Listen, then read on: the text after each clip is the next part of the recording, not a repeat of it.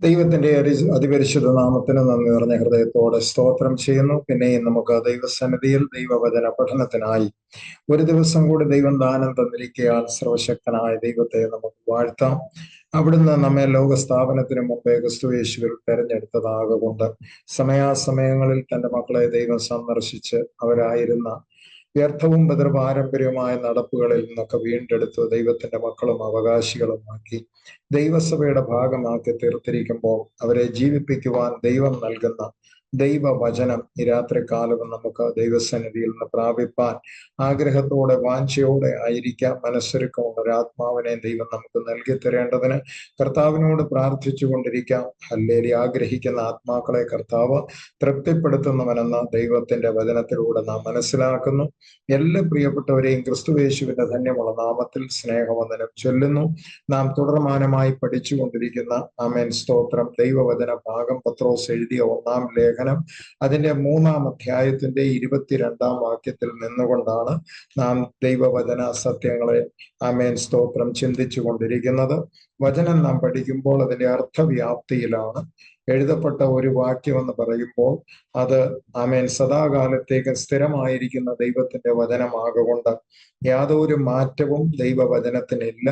ഭൂമുഖത്ത് ജനിച്ച ആദ്യത്തെ മനുഷ്യൻ മുതൽ ഭൂമിയിൽ ജനിക്കുന്ന അവസാനത്തെ മനുഷ്യന് വരെ ദൈവം നൽകി തന്നിരിക്കുന്ന ദൈവത്തിന്റെ ശ്രേഷ്ഠമായ വചനം മനുഷ്യന് മാറ്റങ്ങളും ആമേൻ കാലത്തിന് വ്യത്യാസങ്ങളും ഒക്കെ ഉണ്ടാകുമ്പോഴും ദൈവവചനത്തിൽ നിന്ന് വള്ളിയോ പുള്ളിയോ മാറിപ്പോകുന്നില്ല. മനുഷ്യന്റെ സംസ്കാരങ്ങൾ മാറുന്നു, അവന്റെ സ്വഭാവങ്ങളും ജീവിത ശൈലിയും ഒക്കെ മാറുമ്പോഴും ദൈവത്തിന് യാതൊരു മാറ്റവുമില്ല. യഹോവയാം ദൈവം മാറാത്തവൻ എന്ന വചനത്തിൽ വായിക്കുന്നു. അങ്ങനെയെങ്കിൽ വചനപ്രകാരം നമ്മളിൽ എന്ത് മാറ്റം ദൈവം ആഗ്രഹിക്കുന്നുവോ അതിനാണ് നാം കൂടുതൽ ശ്രദ്ധ ചെലുത്തേണ്ടത്. ഇന്ന് ലോകത്തിലുള്ള മനുഷ്യർ ലോകപ്രകാരമുള്ള കാര്യങ്ങളിലേക്ക് ആമേൻ മാറ്റത്തെ ഉൾക്കൊള്ളാൻ ശ്രമിക്കുമ്പോൾ ചില കാര്യങ്ങളൊക്കെ നല്ലതെങ്കിലും നാം കൂടുതൽ ശ്രദ്ധിക്കേണ്ടത് പുറമേയുള്ള മനുഷ്യനിൽ വരുന്ന മാറ്റത്തേക്കാൾ അകത്തുള്ള മനുഷ്യന് ഹൃദയത്തിൽ വരുന്ന മാറ്റമാണ് അവനെ ആത്മീയനാക്കി മാറ്റുന്നത്. നമുക്ക് ദൈവസന്നിധിയിൽ പ്രാർത്ഥനയോടെ ആയിരിക്കാം. ആമേൻ. പത്രോസ് എഴുതിയ 1-ാം ലേഖനം അതിന്റെ 3-ാം അധ്യായം 22-ാം വാക്യം വായിച്ച് നമുക്ക് കർത്താവിനെ മഹത്വപ്പെടുത്താമല്ലോ. അവൻ സ്വർഗത്തിലേക്ക് പോയി ദൈവത്തിന്റെ വലത്തുഭാഗത്ത് ഇരിക്കുന്നു. ദൂതന്മാരും അധികാരങ്ങളും ശക്തികളും അവന് കീഴ്പ്പെട്ടുമിരിക്കുന്നു. ദൈവത്തിന് സ്തോത്രം. കഴിഞ്ഞ ചില ആഴ്ചകളിലായി നാം ഈ വചനത്തിൽ നിന്നുകൊണ്ടാണ് ചിന്തിക്കുന്നത്. കർത്താവായ യേശു ക്രിസ്തുവിന് വാഴ്ചകളും അധികാരങ്ങളും ശക്തിയും ദൂതന്മാരും ഒക്കെ കീഴ്പ്പെട്ടിരിക്കുന്നു. ആമേൻ. ക്രിസ്തു യേശുവിനെ ജീവിതത്തിൽ കൈക്കൊണ്ട ദൈവത്തിന്റെ മക്കളുടെ ജീവിതത്തിലും ആമേൻ വാഴ്ചകളൊക്കെ കീഴ്പ്പെട്ട് കാണാൻ ദൈവം ആഗ്രഹിക്കുന്നു. അത് യേശു ക്രിസ്തുവിലൂടെയാണ് നമുക്ക് ലഭ്യമായിരിക്കുന്നത്. അതിനു മുമ്പ് മനുഷ്യർ ആമേൻ അടിമനുഖത്തിൽ ബന്ധിക്കപ്പെട്ടവരായി പൂർണ്ണ സ്വാതന്ത്ര്യമില്ലാതെ കിടന്നുവെങ്കിൽ നമുക്ക് ക്രിസ്തുയേശുവിലൂടെ പാപവാഴ്ചകളുടെ മേലും ലോകത്തിന്റെ മേലും പൈശാചിക ശക്തികളുടെ മേലും ഒക്കെ കർത്താവ് ആമേൻ സ്തോത്രം വിജയം നൽകി തരേണ്ടതിനാണ് ക്രൂശിൽ യേശു ആയുധവർഗം വെപ്പിച്ച് വാഴ്ചകളെയും അധികാരങ്ങളെയും ഹല്ലേലൂയ ജയിപ്പാൻ ഇടയായി തീർന്നത്. അങ്ങനെയെങ്കിൽ ഞാനും നിങ്ങളും ജയമെടുത്ത് മുന്നേറാൻ ആഗ്രഹിക്കുമ്പോൾ ശത്രുവിന് അവൻ്റെതായ തന്ത്രങ്ങളുണ്ട്, അവൻ്റെതായ യുദ്ധമുറകളുണ്ട്, അവൻ്റെതായ പ്രവർത്തന ശൈലിയുണ്ട്. അപ്പോൾ ദൈവമക്കളായ നാം അവന്റെ പ്രവർത്തന ശൈലിയെക്കുറിച്ച് ഒരു വ്യക്തമായ ധാരണ നമുക്കുണ്ടെങ്കിൽ മാത്രമേ അവൻ ശത്രുവിന്റെ മേൽ നമുക്ക് അവന്റെ തന്ത്രങ്ങൾ കടന്നു വരുമ്പോൾ അതിനെ ജയിക്കുവാൻ സാധിക്കുകയുള്ളൂ. തന്ത്രശാലിയായ പിശാച് അവൻ കൗശലക്കാരനാണ്, അത് നാം മറന്നു പോകരുത്. ആമേൻ. പിടി പെട്ടെന്ന് കിട്ടുന്ന ഒരു വ്യക്തിത്വമല്ല, അല്ലെങ്കിൽ അങ്ങനെ ഒരു ആമേൻ സ്തോത്രം അനുഭവമല്ല പൈശാചികനിൽ ഉണ്ടാകുന്നത്. അവൻ ആമേൻ സ്തോത്രം വളരെ തന്ത്രശാലിയായി പ്രവർത്തിച്ച് താൻ പിടിതരാതെ ആമേൻ സ്തോത്രം നീങ്ങുവാൻ ആഗ്രഹിക്കുന്നു. നമുക്ക് ദൈവത്തോട് പ്രാർത്ഥിക്കാം. ഈ രാത്രികാലവും ഈ വിഷയം ആമേൻ ഒരൽപ്പ ടഫ് വിഷയമാകൊണ്ട് നല്ല ഹൃദയത്തിൽ നന്നായി ഗ്രഹിക്കുവാൻ നമുക്ക് ദൈവത്തോട് പ്രാർത്ഥിക്കേണ്ടിയിരിക്കുന്നു. വചനം കേൾക്കുക മാത്രമല്ല, അത് നല്ല നിലത്ത് വീണ വിത്തിനെ പോലെ നമ്മുടെ ജീവിതത്തിൽ മാറ്റങ്ങൾ, നമ്മുടെ ചിന്താഗതികളിൽ മനോഭാവത്തിലൊക്കെ ദൈവവചനം മാറ്റങ്ങൾ വരുത്തണം. നാം കേട്ടുവച്ചിരിക്കുന്ന ചില കാര്യങ്ങളുണ്ട്, ഉണ്ടാകാം. അത് ആണി അടിച്ചിരിക്കുന്നത് പോലെ നമ്മുടെ ബുദ്ധിക്കകത്ത് ഉറച്ചിരിക്കുന്നുണ്ടാകാം. എന്നാൽ ദൈവവചന സത്യങ്ങളിലൂടെ ചില കാര്യങ്ങൾക്ക് മാറ്റങ്ങൾ വരുത്തേണ്ടതായിരിക്കുന്നു. കാരണം വചനം അതിന്റെ അർത്ഥവ്യാപ്തിയിൽ ഞാനും നിങ്ങളും ഗ്രഹിക്കുമ്പോൾ അത് വലിയ വ്യത്യാസങ്ങൾ ജീവിതത്തിൽ വരുത്തുകയും തെറ്റിദ്ധാരണകളെ മാറ്റി സ്വർഗത്തിലെ ദൈവം നമുക്ക് സ്തോത്രം വിടുതലും അനുഗ്രഹവും നൽകി തരാൻ ഇടയായിത്തീരുന്നു. ഹല്ലേലൂയ, സ്തോത്രം. ആശ്രയം യേശുവിൽ എന്നതിനാൽ ഭാഗ്യവാൻ ഞാൻ, ഭാഗ്യവാൻ ഞാൻ. ആശ്വാസമെന്നിൽ താൻ തന്നതിനാൽ ഭാഗ്യവാൻ ഞാൻ, ഭാഗ്യവാൻ ഞാൻ. കൂരിരുൾ മൂടും വേളകളിൽ കർത്താവിൻ പാദം ചേർന്നിടും ഞാൻ. കാരീരും പാണിയിൽ പാടുള്ള പാണിയാൽ കരുണ നിറഞ്ഞവൻ കാക്കുമെന്നെ. കാരീരും പാണിയിൽ പാടുള്ള പാണിയാൽ കരുണ നിറഞ്ഞവൻ കാക്കുമെന്നെ. ആശ്രയം യേശുവിൽ എന്നതിനാൽ ഭാഗ്യവാൻ ഞാൻ, ഭാഗ്യവാൻ ഞാൻ. ആശ്വാസമെന്നിൽ താൻ തന്നതിനാൽ ഭാഗ്യവാൻ ഞാൻ, ഭാഗ്യവാൻ ഞാൻ. ഇത്ര സൗഭാഗ്യം ഈ ക്ഷേതിയിൽ ഇല്ല മറ്റെങ്ങും നിശ്ചയമായി. തീരാത്ത സന്തോഷം ക്രിസ്തുവിലുണ്ടെന്നാൽ തോരാത്ത കണ്ണീരെ മന്നിലുള്ളൂ. തീരാത്ത സന്തോഷം ക്രിസ്തുവിലുണ്ടെന്നാൽ തോരാത്ത കണ്ണീരെ മന്നിലുള്ളൂ. ആശ്രയം യേശുവിൽ എന്നതിനാൽ ഭാഗ്യവാൻ ഞാൻ, ഭാഗ്യവാൻ ഞാൻ. ആശ്വാസമെന്നിൽ താൻ തന്നതിനാൽ ഭാഗ്യവാൻ ഞാൻ, ഭാഗ്യവാൻ ഞാൻ. പരിശുദ്ധ ദൈവമേ, സ്വർഗസ്ഥ പിതാവേ, അനുഗ്രഹീതമായ നല്ല ദിവസത്തിന്റെ രാത്രിയാമത്തിനായി ദൈവത്തെ ഞങ്ങൾ വാഴ്ത്തുന്നു. കർത്താവെ, ഞങ്ങൾ ഇരിക്കുന്നത് അങ്ങയുടെ പാദങ്ങളിലാണ്. കൊർന്നലിയോസ് പറഞ്ഞതുപോലെ ഞങ്ങൾ എല്ലാവരും ദൈവത്തിൽ നിന്ന് കേൾക്കുവാൻ സ്തോത്രം ദൈവത്തിന്റെ മുമ്പാകെ ഒരുമിച്ച് കൂടിയിരിക്കുന്നു. കർത്താവിന്റെ ആലോചനകളും അരുളപ്പാടുകളും ഈ രാത്രികാലം മറ മാറ്റി അതിന്റെ പൊരുള് തിരിച്ച് ഞങ്ങൾക്ക് നൽകി തരണമെന്ന് പ്രാർത്ഥിക്കുന്നു. കർത്താവെ, ജ്ഞാനികൾക്ക് മറച്ച് ശിശുക്കൾക്ക് വെളിപ്പെടുത്തി കൊടുക്കുന്ന നല്ല ദൈവമേ, വെളിപ്പാടുകളായ ദൈവത്തിന്റെ വചനത്തെ ഞങ്ങളുടെ ഹൃദയത്തിൽ ഗ്രഹിപ്പിക്കണമെന്ന് പ്രാർത്ഥിക്കുന്നു. പാപം ചെയ്യാതിരിക്കേണ്ടതിന്, പാപത്തിന്റെ മേൽ ജയമെടുക്കേണ്ടതിന് ഞങ്ങളുടെ ഹൃദയത്തിൽ നിന്റെ വചനത്തെ സംഗ്രഹിക്കുവാൻ അവിടുന്ന് സഹായിക്കണമെന്ന് പ്രാർത്ഥിക്കുന്നു. വെല്ലുവിളികളും പ്രതിസന്ധികളും നിറഞ്ഞ ലോകത്തിൽ നിന്റെ വചനം കൂടാതെ ഞങ്ങൾക്ക് ജീവിപ്പാൻ സാധ്യമല്ലല്ലോ കർത്താവേ. ഞങ്ങളെ ജീവിപ്പിക്കുന്ന ദൈവത്തിന്റെ വചനം ഈ രാത്രികാലം ഞങ്ങളുടെ നടുവിൽ ഐശ്വര്യമായിട്ട് വിളമ്പണമെന്ന് ദൈവത്തോട് അടിയൻ പ്രാർത്ഥിക്കുകയാണ്. ലിങ്ക് ചെയ്യപ്പെട്ട എല്ലാ പ്രിയപ്പെട്ടവരെ ഓർത്ത് സ്തോത്രം ചെയ്യുന്നു. ഇനിയും ലിങ്ക് ചെയ്യാനുള്ള പ്രിയപ്പെട്ടവർക്ക് വേണ്ടി പ്രാർത്ഥിക്കുന്നു. ശാരീരിക ക്ലേശങ്ങള്, പകൽക്കാലത്തിന്റെ അധ്വാനത്തിന് ശേഷം ദൈവത്തിന്റെ സന്നിധിയിൽ കടന്നു വന്നിരിക്കുന്ന പ്രിയപ്പെട്ടവരുടെ പുറമെയുള്ള ശരീരത്തിന് ക്ഷീണമുണ്ടെങ്കിലും അകത്തുള്ള പ്രാണനൊരു പുതുക്കം ഉണ്ടാകുവാനും ദൈവത്തിൽ നിന്ന് നന്മ പ്രാപിപ്പാനും ഇടയാക്കണമെന്ന് ദൈവത്തോട് അടിയൻ പ്രാർത്ഥിക്കുന്നു. അങ്ങയുടെ ജനത്തെ ശുശ്രൂഷിപ്പാൻ അടിയന് കൃപ തരണമേ. നാവിനെ ശുദ്ധീകരിച്ച് ഹൃദയത്തിൽ ശുഭവചനം നിറയ്ക്കണമേ.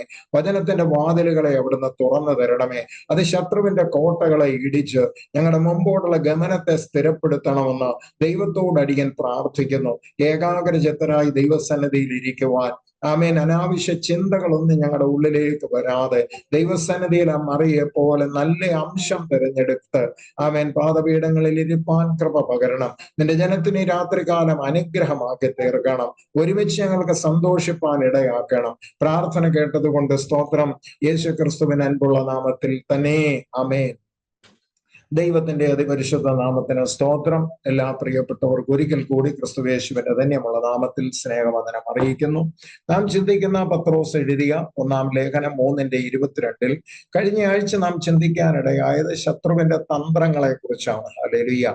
അതിൽ 2-ാമത്തെ ഭാഗമാണ് നമ്മൾ ചിന്തിച്ചത്. അലറുന്ന സിംഹം എന്നതുപോലെ ആരെ വിഴുങ്ങേണ്ടു വന്ന് അന്വേഷിച്ച് ശത്രു, ആമേൻ സ്തോത്രം, ചുറ്റും വട്ടം തിരിഞ്ഞ് നടക്കുന്നു. ഹല്ലേലൂയ. അവന്റെ സ്വഭാവമാണ്, ആമേൻ സ്തോത്രം, ഇങ്ങനെ നടക്കുക എന്നുള്ളത്. ഇടമില്ലാത്ത ഇടത്ത് ഇടം അന്വേഷിച്ചാണ് അവൻ നടക്കുന്നത്. എന്നാൽ അവൻ അലറുന്ന സിംഹം എന്ന് പറയുമ്പോൾ അതിനകത്തൊരു ഭീഷണിയുടെ സ്വരവും അതിനകത്തൊരു ഭയപ്പെടുത്തുന്ന അനുഭവവും ഒക്കെ ആമേൻ ചില വിശ്വാസികളുടെ ജീവിതത്തിൽ ചില സംഭവങ്ങളൊക്കെ ആമേൻ അതിന്റെ വലിപ്പത്തെ കാണിച്ചുകൊണ്ട് അവരുടെ ഉള്ളത്തെ ക്ഷീണിപ്പിക്കുന്ന പിശാചിന്റെ ഒരു തന്ത്രമുണ്ട്.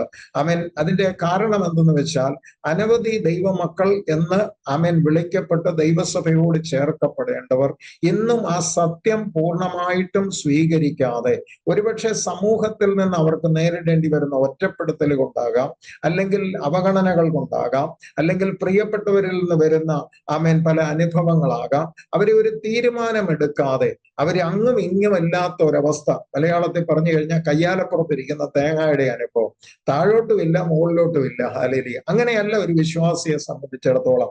ഇവിടെ ദൈവവചനം കേൾക്കുന്ന ആമേൻ സ്തോത്രം നല്ല ശതമാനം വ്യക്തികൾ, അത് ക്രിസ്തീയത്തിൽ നിന്ന് വന്നതായാലും ജാതീയത്തിൽ നിന്ന് വന്നവരായാലും, ഒരു കാര്യത്തിൽ ഞാൻ ദൈവത്തിൽ സന്തോഷിക്കുന്നു. ആമേൻ ഇരിക്കുന്നവരെല്ലാം വില കൊടുത്ത് വിശ്വാസത്തിന് വേണ്ടി ഇറങ്ങിത്തിരിച്ചവരാണ്.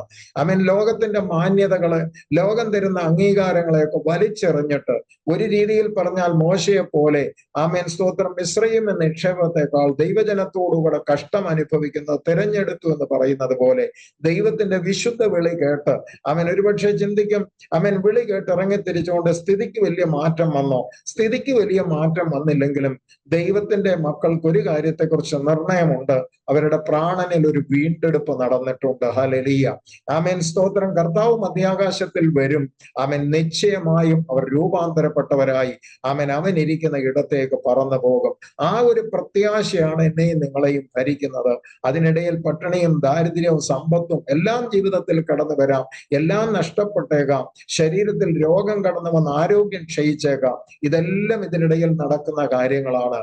എന്നാൽ ഉള്ളിൽ ദൈവം പകർന്ന വിശ്വാസം ഒരിക്കലും മൂല്യച്യുതി സംഭവിക്കാൻ ഇടയാകാതെ വിശ്വാസത്തിൽ ഉറച്ചു നിന്ന് എതിരിയോട് എതിർത്ത് നിൽക്കാൻ ഞാനും നിങ്ങൾ പ്രാപ്തരാകണമെന്നുള്ളതാണ് പത്രോസ് ഈ വചനത്തിലൂടെയൊക്കെ ദൈവസഭയെ പ്രബോധിപ്പിക്കുന്നത്. ഈ രാത്രികാലം നമുക്ക് ചിന്തിക്കാം, ദൈവസഭ എല്ലാ കാലത്തും ഉപദ്രവങ്ങളും പലതരത്തിലുള്ള ഭീഷണികളും ആമേൻ ഒക്കെ നേരിട്ടിട്ടുണ്ട്. കൂടാതെ രക്തസാക്ഷികളായി അനേകര് ആമേൻ ദൈവത്തെ മഹത്വപ്പെടുത്തിയിട്ടുണ്ട്. ഹല്ലേലൂയ. ഈ രക്തസാക്ഷിത്വമൊക്കെ വരുത്തുന്നത് വാസ്തവത്തിൽ ആമേൻ ശത്രുവിന്റെ ഒരു പ്രവർത്തനമാണ്. കാരണം ജീവനോടിരിക്കുന്നവർ അവരുടെ ഉള്ളിൽ ഒരു ചെറിയ തെറ്റായ സന്ദേശമാണ് പിശാച് കൊടുക്കാൻ ആഗ്രഹിക്കുന്നത്. നിങ്ങളുടെയും സ്ഥിതി ഒരുപക്ഷെ ഇതുപോലെ ആയിരിക്കും. ഇതൊക്കെ ഒരു ഭയപ്പെടുത്തലിന്റെ, ഇപ്പൊ വടക്കേ ഇന്ത്യയിലൊക്കെ പല ദൈവദാസന്മാരെ ഉപദ്രവിക്കുമ്പോൾ ആമേൻ ആ ഉപദ്രവത്തിലൂടെ ശത്രു സ്പ്രെഡ് ചെയ്യാൻ ആഗ്രഹിക്കുന്ന ഒരു സന്ദേശം നിങ്ങൾ മുമ്പോട്ട് സ്റ്റെപ്പ് എടുത്ത് വെച്ചാൽ നിങ്ങളുടെയും സ്ഥിതി ഇതായിരിക്കും. ദുർബലരായ ദൈവത്തിന്റെ ദാസന്മാർ ഭയത്തോടെ ഒരുപക്ഷെ ആ വടക്കേ ഇന്ത്യ വിട്ടിട്ട് കേരളത്തിലേക്ക് തിരിച്ചു വരുന്ന അനേകരെ ആമേൻ സ്തോത്രം എനിക്ക് പേഴ്സണലി അറിയാം. എന്നാൽ അതിന്റെ നടുവിലും ആമേൻ സ്തോത്രം ദൈവസ്നേഹം ഉള്ളിൽ ഉള്ള, അല്ലെങ്കിൽ ആത്മഭാരമുള്ള, ദൈവ നിയോഗത്താൽ കടന്നുപോയവർ കഷ്ടം സഹിച്ച് പലരും വടക്കേ ഇന്ത്യയിൽ ദൈവവേല ചെയ്യുന്നുണ്ട്. അവരുടെ കുഞ്ഞുങ്ങൾക്ക് നല്ല വിദ്യാഭ്യാസം ലഭിക്കുന്നില്ല, അവർക്ക് പോഷകമുള്ള ആമേൻ ഭക്ഷണം ലഭിക്കുന്നില്ല. സ്റ്റിൽ അവരുടെ ഉള്ളിൽ ദൈവം കൊടുത്ത ഒരു ആമേൻ സ്തോത്രം വേലയെ കുറിച്ചുള്ള ഒരു ആഗ്രഹവും താല്പര്യവും കിടക്കുന്നത് കൊണ്ടും ആമേൻ ഒരു നിർബന്ധം അവരെ ഭരിക്കുന്നത് കൊണ്ടും അവർ കഷ്ടത്തിന്റെ നടുവിലും ആ വെല്ലുവിളികളെ നേരിട്ടുകൊണ്ട് ജീവിക്കാനിടയാകുന്നു. ഞാൻ പറഞ്ഞ രക്തസാക്ഷികളാകുന്ന ഒരു അനുഭവം എന്ന് പറയുന്നത് ആദിമ നൂറ്റാണ്ടിൽ മാത്രമല്ല. നമുക്കറിയാം, നമ്മുടെ ഈ തലമുറയിലാണ് ഒരു ആമേൻ ഗ്രഹാം സ്റ്റെയിൻസ് രക്തസാക്ഷിയായി തീർന്നത്. അതുപോലെ പലയിടങ്ങളിലും ഇപ്പോൾ ന്യൂസ് വരുന്നില്ല എന്നേ ഉള്ളൂ. UP പോലെയുള്ള സ്ഥലങ്ങളിൽ ഒരുപാട് തദ്ദേശീയരായ ആമേൻ സ്തോത്രം വിശ്വാസികൾ കൊല്ലപ്പെടുന്നുണ്ട്. ഞാൻ കുറച്ച് ദിവസങ്ങൾക്ക് മുമ്പ് വാട്സാപ്പിൽ അത് അധികം സ്പ്രെഡ് ആയിട്ടുണ്ടോ എന്ന് എനിക്കറിയില്ല. ഈ മാരകമായ രീതിയിൽ ഉപദ്രവിക്കുകയാണ്. ഹിന്ദുക്കളായിരുന്ന കൺവേർട്ടായ ക്രിസ്ത്യൻസിനോട് ആമേൻ അവരെ ഉപദ്രവിക്കുന്ന രീതി കണ്ടു കഴിഞ്ഞാൽ പറഞ്ഞാൽ നമുക്ക് വളരെ വേദന തോന്നിക്കും. അവരെ പട്ടിയെ തല്ലുന്നത് പോലെ ഇട്ട് തല്ലുകയാണ്. എന്നിട്ട് അവരെ കൊണ്ട് പറയിപ്പിക്കുകയാണ്, യേശുവിനെ ഞാൻ തള്ളി പറയുന്നു. ആമേൻ സ്തോത്രം. അവരുടെ പഴയ ദേവന്റെ നാമത്തെ അവരുടെ നാവിൽ എടുപ്പിക്കുകയാണ്. അതിൽ 90 വയസ്സുള്ള വൃദ്ധന്മാരുണ്ട്. ആമേൻ സ്തോത്രം. 80-85 വയസ്സുള്ള സ്ത്രീകളുണ്ട്. അവരെല്ലാം വിശ്വാസത്തിൽ നല്ല സ്ഥിരതയോടെ നിന്നവരാണ്. ഞാൻ പറയുന്നത് ഈ രീതിയിലുള്ള ഉപദ്രവം അതൊരു പക്ഷേ രക്തസാക്ഷിത്വത്തിലേക്ക് വരെ കടന്നു പോകാം. നമുക്കൊരു ദൈവവചന വാക്യം കൂടെ വായിക്കാം. Revelation chapter 6. വെളിപ്പാട് പുസ്തകം 6-ാം അധ്യായം 9 മുതൽ 11 വരെയുള്ള വാക്യങ്ങൾ.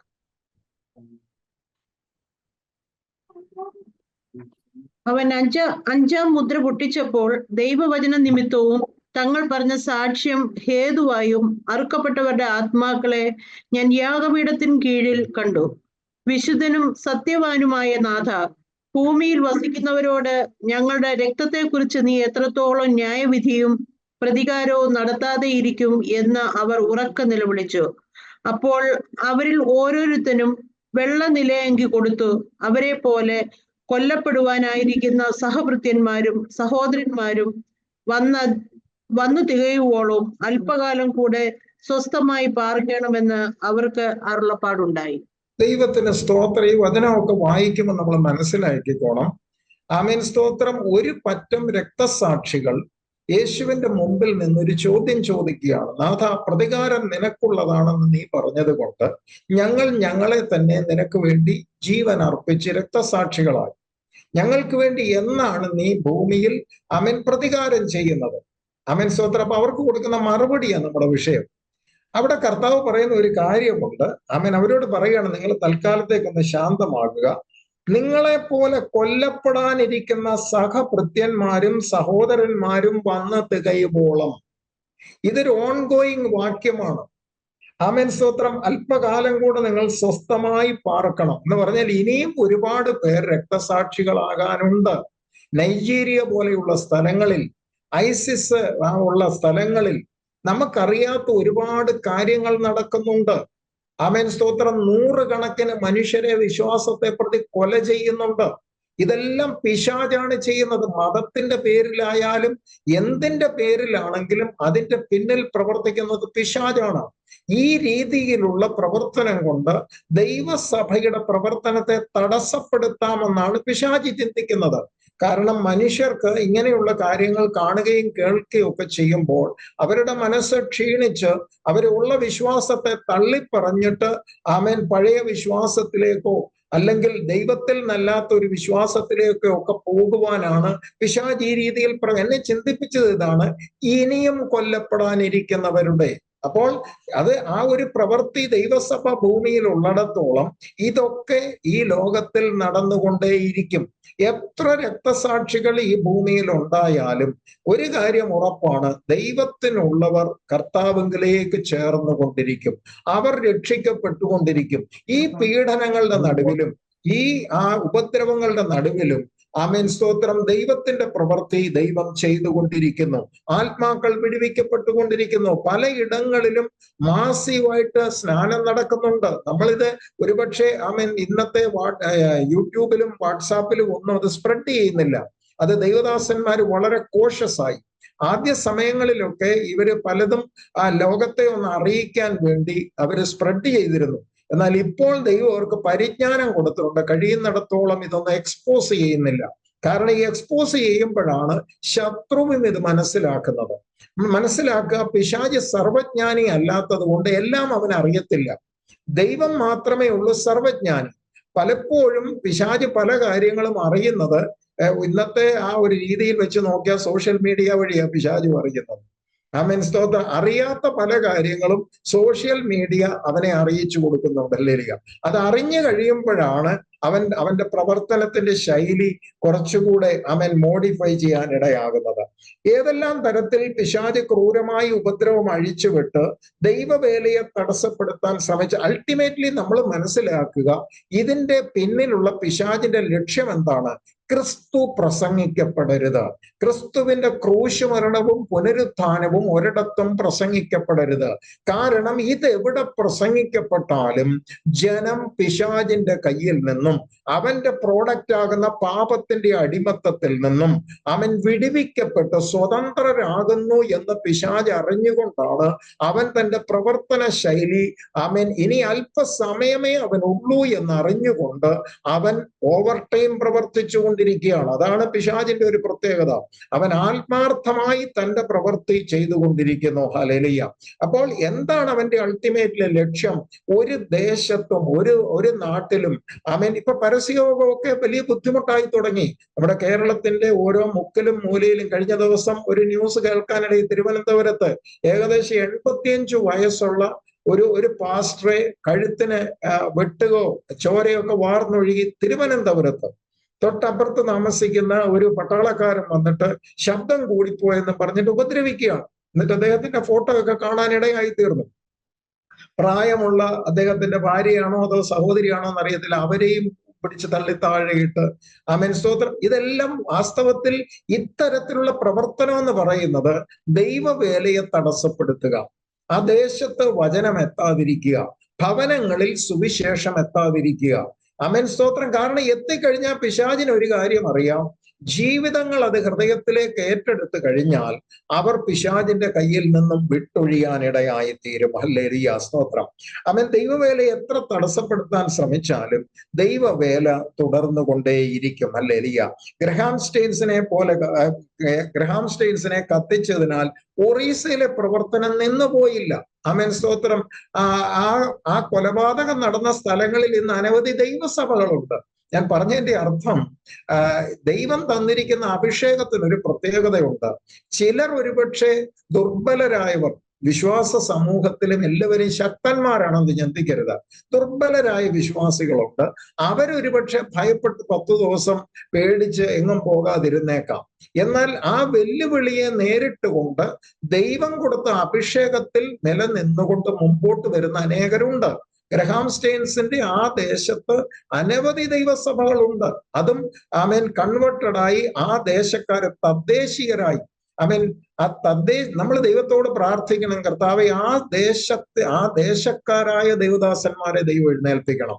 പുറത്തുനിന്ന് ഒരു മിഷണറി ചെല്ലുമ്പോഴാണ് കൂടുതൽ പ്രശ്നങ്ങൾ ഉണ്ടാകുന്നത്. കേരളത്തിൽ നിന്നോ തമിഴ്നാട്ടിൽ നിന്നോ ഒക്കെ അവരുടെ ഭാഷ പഠിച്ച് അവിടെ ചെന്ന് സുവിശേഷ വേല ചെയ്യുമ്പോഴാണ് ഒരു വരത്തന്മാരെന്നുള്ള രീതിയിൽ അവരെ കാണാനിടയാകും. നമ്മൾ പ്രാർത്ഥിക്കേണ്ട ഒരു വിഷയം, ഞാൻ പ്രാർത്ഥിക്കുന്ന ഒരു വിഷയം, കർത്താവെ തദ്ദേശീയരായ ഓരോ ഭാഷകളിൽ നിന്ന്, ഓരോ ദേശങ്ങളിൽ നിന്ന്, അവരുടെ തന്നെ ഇടയിൽ നിന്ന് വേലക്കാരെ ദൈവം എഴുന്നേൽപ്പിക്കണം. സുവിശേഷം കടന്നു ചെല്ലുന്ന ഓരോ സ്ഥലങ്ങളിൽ ആ ദേശത്തുള്ളവരെ കർത്താവ് മിഷണറികളാക്കി മാറ്റിയാൽ അവർക്ക് വേറെങ്ങും പോകാൻ പറ്റില്ലല്ലോ. അവർ ആ ദേശത്ത് തന്നെ നിന്നുകൊണ്ട് പ്രതികൂലങ്ങളെ അതിജീവിച്ച് ദൈവത്തിന്റെ ശക്തമായ അഭിഷേകം അവരിൽ വെളിപ്പെട്ടു വരാനിടയായിത്തീരും. പിശാച് ഭീഷണിയും ഉപദ്രവമൊക്കെ നടത്തുന്നത് ദൈവജനത്തിന്റെ മനസ്സിനെ നിരുത്സാഹപ്പെടുത്തുവാനാണ്. എന്നാൽ ദൈവം തന്നെ പ്രവൃത്തി ചെയ്യും. ഇവിടെ ഞാൻ ചിന്തിപ്പിക്കാൻ ആഗ്രഹിക്കുന്നത്, മനസ്സിനെ പിശാച് നിരുത്സാഹപ്പെടുത്തുന്ന രീതികൾ നമ്മൾ നോക്കുക. ഫറവോനോട് മോശ ചെന്നിട്ട് പറയാനിടയായി തീർന്നു, എന്റെ ജനത്തെ വിട്ടയക്കുക. എന്തിനാ വിട്ടയക്കാൻ പറഞ്ഞേ? മരുഭൂമിയിൽ എനിക്ക് ഉത്സവം ആചരിക്കേണ്ടതുണ്ട് എന്ന് പറഞ്ഞാൽ എന്നെ ആരാധിപ്പാൻ എന്റെ ജനത്തെ വിട്ടയക്കുക.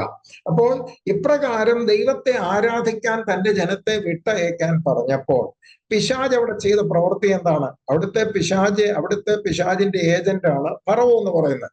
കാരണം ഫറവോ അവരുടെ ദൈവമായിട്ട് വാഴുന്ന ഒരു കാലത്താണ് ഈ സംഭവം നടക്കുന്നത്. വായിച്ചോടെ എക്സോഡസ് ചാപ്റ്റർ 5 വേഴ്സ് 1, പുറപ്പാട് 5:1 ഒന്ന് വായിക്കുക.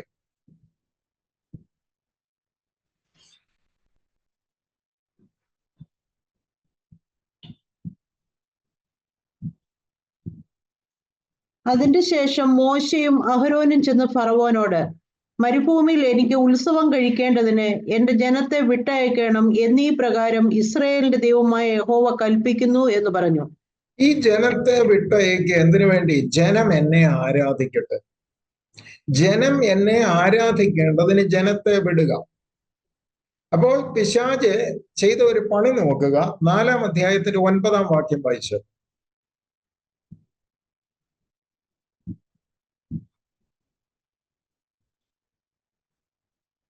ഈ 2 അടയാളങ്ങളും അവർ വിശ്വസിക്കാതെയും നിന്റെ വാക്ക് കേൾക്കാതെയും ഇരുന്നാൽ നീ നദിയിൽ വെള്ളം അതല്ല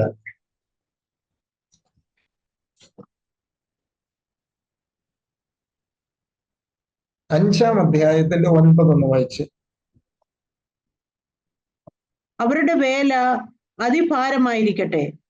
ഇവിടെ നമുക്കറിയാം, ഞാൻ പെട്ടെന്ന് അങ്ങ് പറഞ്ഞു പോട്ടെ. അവിടെ ഒരു സംഭവം നടക്കുകയാണ്. അതുവരെ നോർമലായിട്ട് വർക്ക് ചെയ്തുകൊണ്ടിരുന്ന അവർക്ക് ഒരു റാംസീസ് എന്ന നഗരം, ഒരു പട്ടണം, പട്ടണം പണിയാൻ വേണ്ടി ഇവരെ കൊണ്ട് അടിമപ്പണി ചെയ്യിപ്പിക്കുകയാണ്. അപ്പോൾ ഇവരോട് ദൈവത്തെ ആരാധിക്കുന്ന കാര്യം പറഞ്ഞപ്പോൾ ഫറവോ ചെയ്യുന്ന പണി എന്താണ്? ഇവരുടെ വേലയെ കൂടുതൽ കഠിനപ്പെടുത്തുകയാണ്. അതായത് നോർമലായിട്ട് ഇവർ ജോലി ചെയ്തുകൊണ്ടിരുന്ന സ്ഥാനത്ത് ഇഷ്ടിക ചുടാൻ വേണ്ട വിറകും കൊടുക്കുകയല്ല, മറ്റ് അനുബന്ധ കാര്യങ്ങളും കൊടുക്കാതെ അതുമെല്ലാം കൂടെ കൂട്ടി. അതായത് നമ്മൾ അവിടെ വായിച്ചു കഴിഞ്ഞാൽ സ്തോത്രം, ഇഷ്ടിക ഉണ്ടാക്കുവാൻ ജനത്തിന് മുമ്പിലത്തെ പോലെ ഇനി വൈക്കോല് കൊടുക്കരുത്. കാരണം വൈക്കോല് കൊടുത്തിട്ട് ഇവര് പെട്ടെന്ന് ഇഷ്ടിക ചുട്ട് വളരെ ഈസി ആയിട്ട് അങ്ങ് പോകും. നോക്കുക, ഇവരുടെ മേൽ ഇത്രയും ഭാരം വെച്ചതിന്റെ ഒറ്റ കാരണം നോക്കുക. ദൈവത്തെ ആരാധിക്കണമെന്ന് പറഞ്ഞു. ഈ ആരാധന എന്നുള്ളൊരു വിഷയം അല്പം പോലും പിശാച് ഇഷ്ടപ്പെടുന്ന ഒരു കാര്യമല്ല. ദൈവത്തെ ആരാധിക്കുക ഏതെല്ലാം രീതിയിൽ അതിന് തടസ്സങ്ങൾ വെക്കാൻ പറ്റുമോ ആ രീതിയിലെല്ലാം പിശാച് തന്റെ തന്ത്രങ്ങളെ മെനയുന്നുണ്ട്. ആമേൻ സ്തോത്രം. 19-ാം വാക്യം വായിച്ചോട്ടെ. 17 തൊട്ട് 17, 5-ന്റെ 17 തൊട്ട് 19 വരെ. അതിന് അവൻ, മടിയന്മാരാകുന്നു നിങ്ങൾ മടിയന്മാർ, അതുകൊണ്ട് ഞങ്ങൾ പോയി യഹോവയ്ക്ക് യാഗം കഴിക്കട്ടെ എന്ന് നിങ്ങൾ പറയുന്നു. പോയി വേല ചെയ്യുവീൻ, വൈക്കോൽ തരികയില്ല, ഇഷ്ടിക കണക്കുപോലെ ഏൽപ്പിക്കണം താനും എന്ന് കൽപ്പിച്ചു. നോക്ക്, ഇവരുടെ മേൽ അതിഭാരമാക്കി മാറ്റുകയാണ്. ഈ ഒരു വാക്ക് അവിടെ ഉച്ചരിക്കാതിരുന്നിരുന്നെങ്കിൽ പ്രശ്നമില്ലായിരുന്നു. ദൈവത്തെ ആരാധിക്കാൻ ഈ ജനത്തെ വിട്ടയക്കാൻ പറഞ്ഞപ്പോൾ അവിടെ പറഞ്ഞു കേട്ടില്ലേ, ആരാധിക്കുന്നത് ആരാണ് സാധാരണ? മടിയന്മാർ.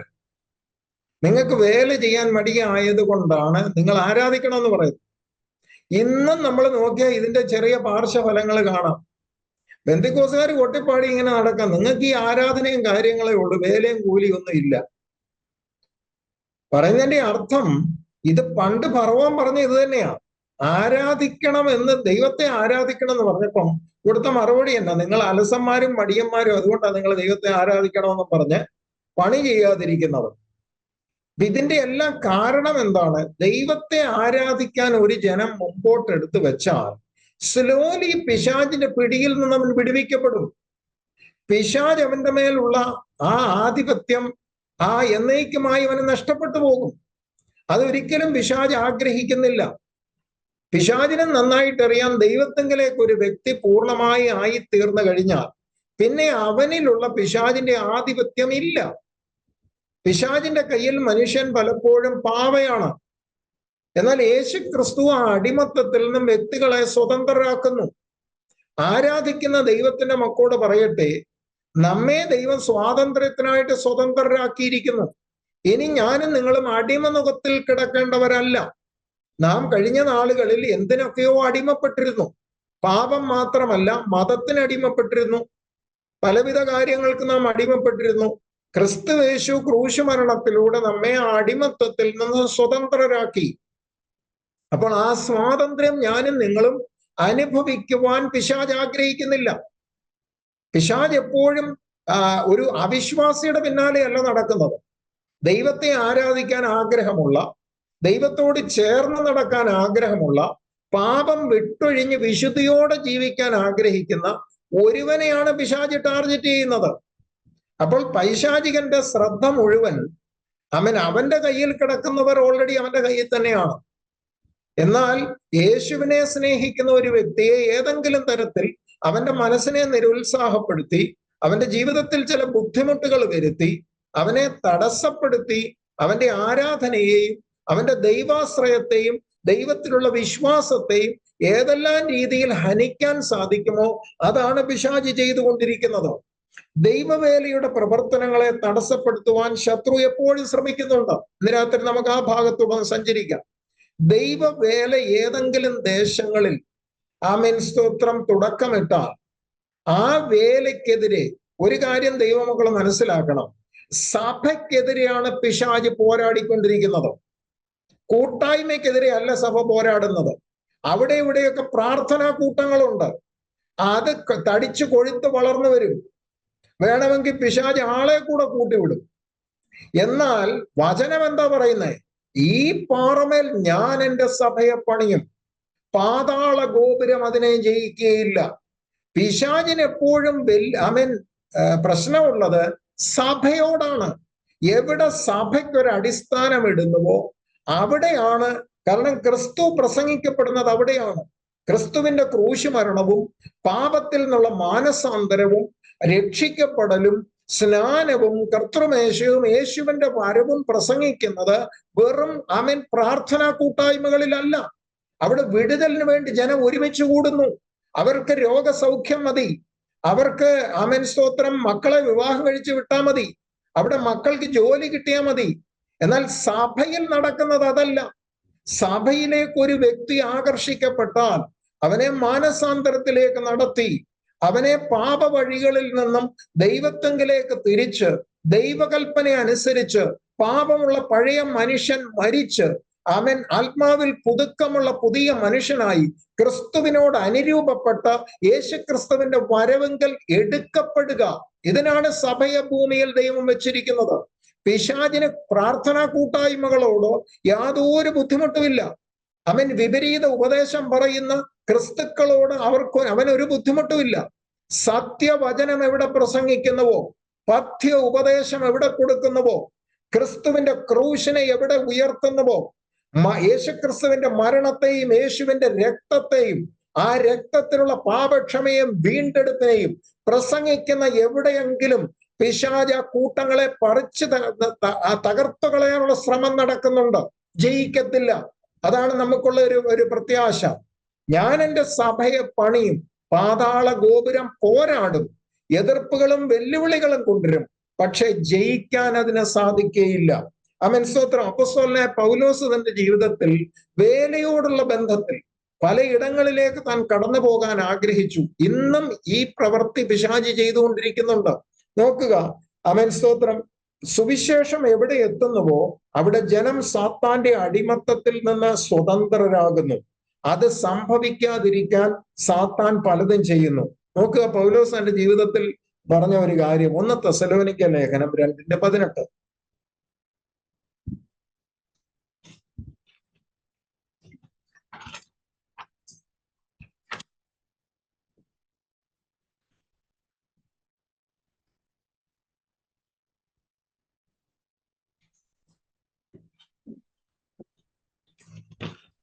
തെസ്സലോനിക്കർക്ക് എഴുതിയ 1-ാം ലേഖനം 2-ാം അധ്യായം 18-ാം വാക്യം. അതുകൊണ്ട് നിങ്ങളുടെ അടുക്കൽ വരുവാൻ ഞങ്ങൾ വിശേഷാൽ പൗലോസായ ഞാൻ 1-2 പ്രാവശ്യം വിചാരിച്ചു, എന്നാൽ സാത്താൻ ഞങ്ങളെ തടുത്തു. നോക്കുക, ഇവിടെ പിശാചി ചില തടസ്സങ്ങൾ കൊണ്ടുവന്നിട്ടു. ആത്മാവിൽ വിവേചിച്ച അപ്പോസ്തലനായ പൗലോസ് പറയുകയാണ്, നിങ്ങളുടെ ഒരു ആത്മീക വർധനയ്ക്ക്. അപ്പോസ്തലനായ പൗലോസ് ദൈവസഭകളിൽ പോയ കളക്ഷൻ പിരിക്കാനല്ല, അല്ലെങ്കിൽ അവിടെ ഒരു മെഗാ ക്രൂസൈഡ് നടത്തി കിട്ടുന്ന വാങ്ങിച്ച് പോക്കറ്റിൽ കൊണ്ട് പോരുകയായിരുന്നില്ല. അവരുടെയൊക്കെ ഉദ്ദേശം കടന്നു ചെല്ലുന്ന ഇടങ്ങളിൽ ആത്മീക അനുഗ്രഹം ഉണ്ടാകണം, ജനം വിശ്വാസത്തിൽ ഉറപ്പുള്ളവരായി തീരണം, കർത്താവിന്റെ വരവിന് വേണ്ടി ജനം ഒരുക്കപ്പെടണം, കഷ്ടങ്ങളെ എങ്ങനെ ഫലപ്രദമായി നമുക്ക് നേരിടാമെന്നുള്ള ഉപദേശമാണ് അവർ കൊടുത്തുകൊണ്ടിരുന്നത്. കാരണം അവരും അതൊക്കെ അനുഭവിച്ചുകൊണ്ടാണ് മുമ്പോട്ട് പോയിരുന്നത്. എന്നാൽ ഇന്നത്തെ ദൈവദാസന്മാർ വളരെ കംഫർട്ട് സോണിൽ ഇരുന്ന മരുഭൂമി പ്രസംഗിക്കുന്നത്. മുട്ടം ഗീവർഗീസ് ഉപദേശിയൊക്കെ പാട്ടെഴുതിയത് AC മുറിയിൽ ഇരുന്നല്ല. സ്തോത്രം. ഒരു നേരത്തെ ഭക്ഷണത്തിന് വകയില്ലാതെ 3-4 ഒരാഴ്ചയൊക്കെ പട്ടിണി കിടക്കുന്ന നടുവില അഴലേറും ജീവിതം മരുവിൽ എന്നുള്ള പാട്ടൊക്കെ വന്നത്. ഇന്നത്തെ പോലൊരു കംഫർട്ട് സോണിലായിരുന്നില്ല. ഇന്നത്തെ ദൈവദാസന്മാർ ഏറിയ പങ്കും കംഫർട്ട് സോണിലാണ് പ്രസംഗിക്കുന്നത്. എന്നാൽ അപ്പോസ്തലനായ പൗലോസൊക്കെ തങ്ങളുടെ ജീവിതത്തിൽ അവർക്ക് കിട്ടിയ അനുഭവം എന്ന് പറയുന്ന കാരാഗ്രഹവാസം, അവർക്ക് കിട്ടിയ ശാരീരിക ഉപദ്രവങ്ങൾ, ഏതെല്ലാം രീതിയിൽ അവര് ആമേൻ സ്തോത്രം കർത്താവിന് വേണ്ടി കഷ്ടം സഹിക്കാനിടയായോ, അതായിരുന്നു അവരുടെ മൂലധനം എന്ന് പറയുന്നത്. അതുകൊണ്ട് പൗലോസ് കടന്നു ചെല്ലുന്ന ഇടങ്ങളിലെല്ലാം ജനത്തെ, ദൈവസഭയെ എക്യുപ്പ് ചെയ്തുകൊണ്ടിരുന്നു, സഭയിലുള്ള വിശ്വാസ സമൂഹത്തെ ഉറപ്പിച്ചുകൊണ്ടിരുന്നു. തെസലോനിക്ക സഭ എന്ന് പറയുന്നത് ഒരു ജാതീയ അനുഭവത്തിൽ നിന്ന് വന്നതാണ്. വിഗ്രഹങ്ങളെ വിട്ട് ജീവനുള്ള ദൈവത്തെങ്കിലേക്ക് തിരിഞ്ഞവരാണ്. അപ്പൊ അവരുടെ അവിടെ 2 പ്രാവശ്യം ചെല്ലാൻ പൗലോസ് ശ്രമിച്ചു. എന്നാൽ പിശാച് എന്തൊക്കെയോ കാരണങ്ങളിട്ട്, ഇത്രയൊക്കെ പിശാചിന് ചെയ്യാൻ പറ്റും, തടസ്സപ്പെടുത്താൻ സാധിക്കും, അല്ലെങ്കിൽ എന്തെങ്കിലും തരത്തിലുള്ള ഞെരുക്കങ്ങളും ബുദ്ധിമുട്ടുകളും വരുത്താൻ സാധിക്കും. പക്ഷെ അൾട്ടിമേറ്റ്ലി വിജയം നമുക്കുള്ളതാണ്. അവന് ചില ഡിസ്റ്റർബൻസ് വരുത്താമെന്നല്ലാതെ നമ്മുടെ മേൽ ജയമെടുക്കാൻ പിശാചിന് സാധിക്കത്തില്ല. യേശു ശത്രുവിനെ ആയുധവർഗം വെപ്പിച്ച് ക്രൂശിൽ ജയോത്സവം കൊണ്ടാടിയത് എനിക്കും നിങ്ങൾക്കും വേണ്ടിയാണ്. നാം വിശ്വസിച്ച് മുന്നോട്ട് പോകുമ്പോൾ ശത്രുവിന് ചില തടസ്സങ്ങളും ബുദ്ധിമുട്ടുകളും ഒക്കെ ജീവിതത്തിൽ കൊണ്ടുവന്നിടാൻ കഴിഞ്ഞേക്കാം. പക്ഷേ അവിടെയൊന്നും നാം പരാജയപ്പെടുന്നവരല്ല, അവിടെയൊന്നും നമ്മൾ പരാജയം സമ്മതിക്കുന്നവരല്ല. ആമേൻ സ്തോത്രം. ഇനി ഭവനങ്ങളിലും വ്യക്തികളിലും ദേശങ്ങളിൽ രക്ഷാവചനം എത്താതിരിക്കാൻ ശത്രു ശ്രമിക്കുന്നു.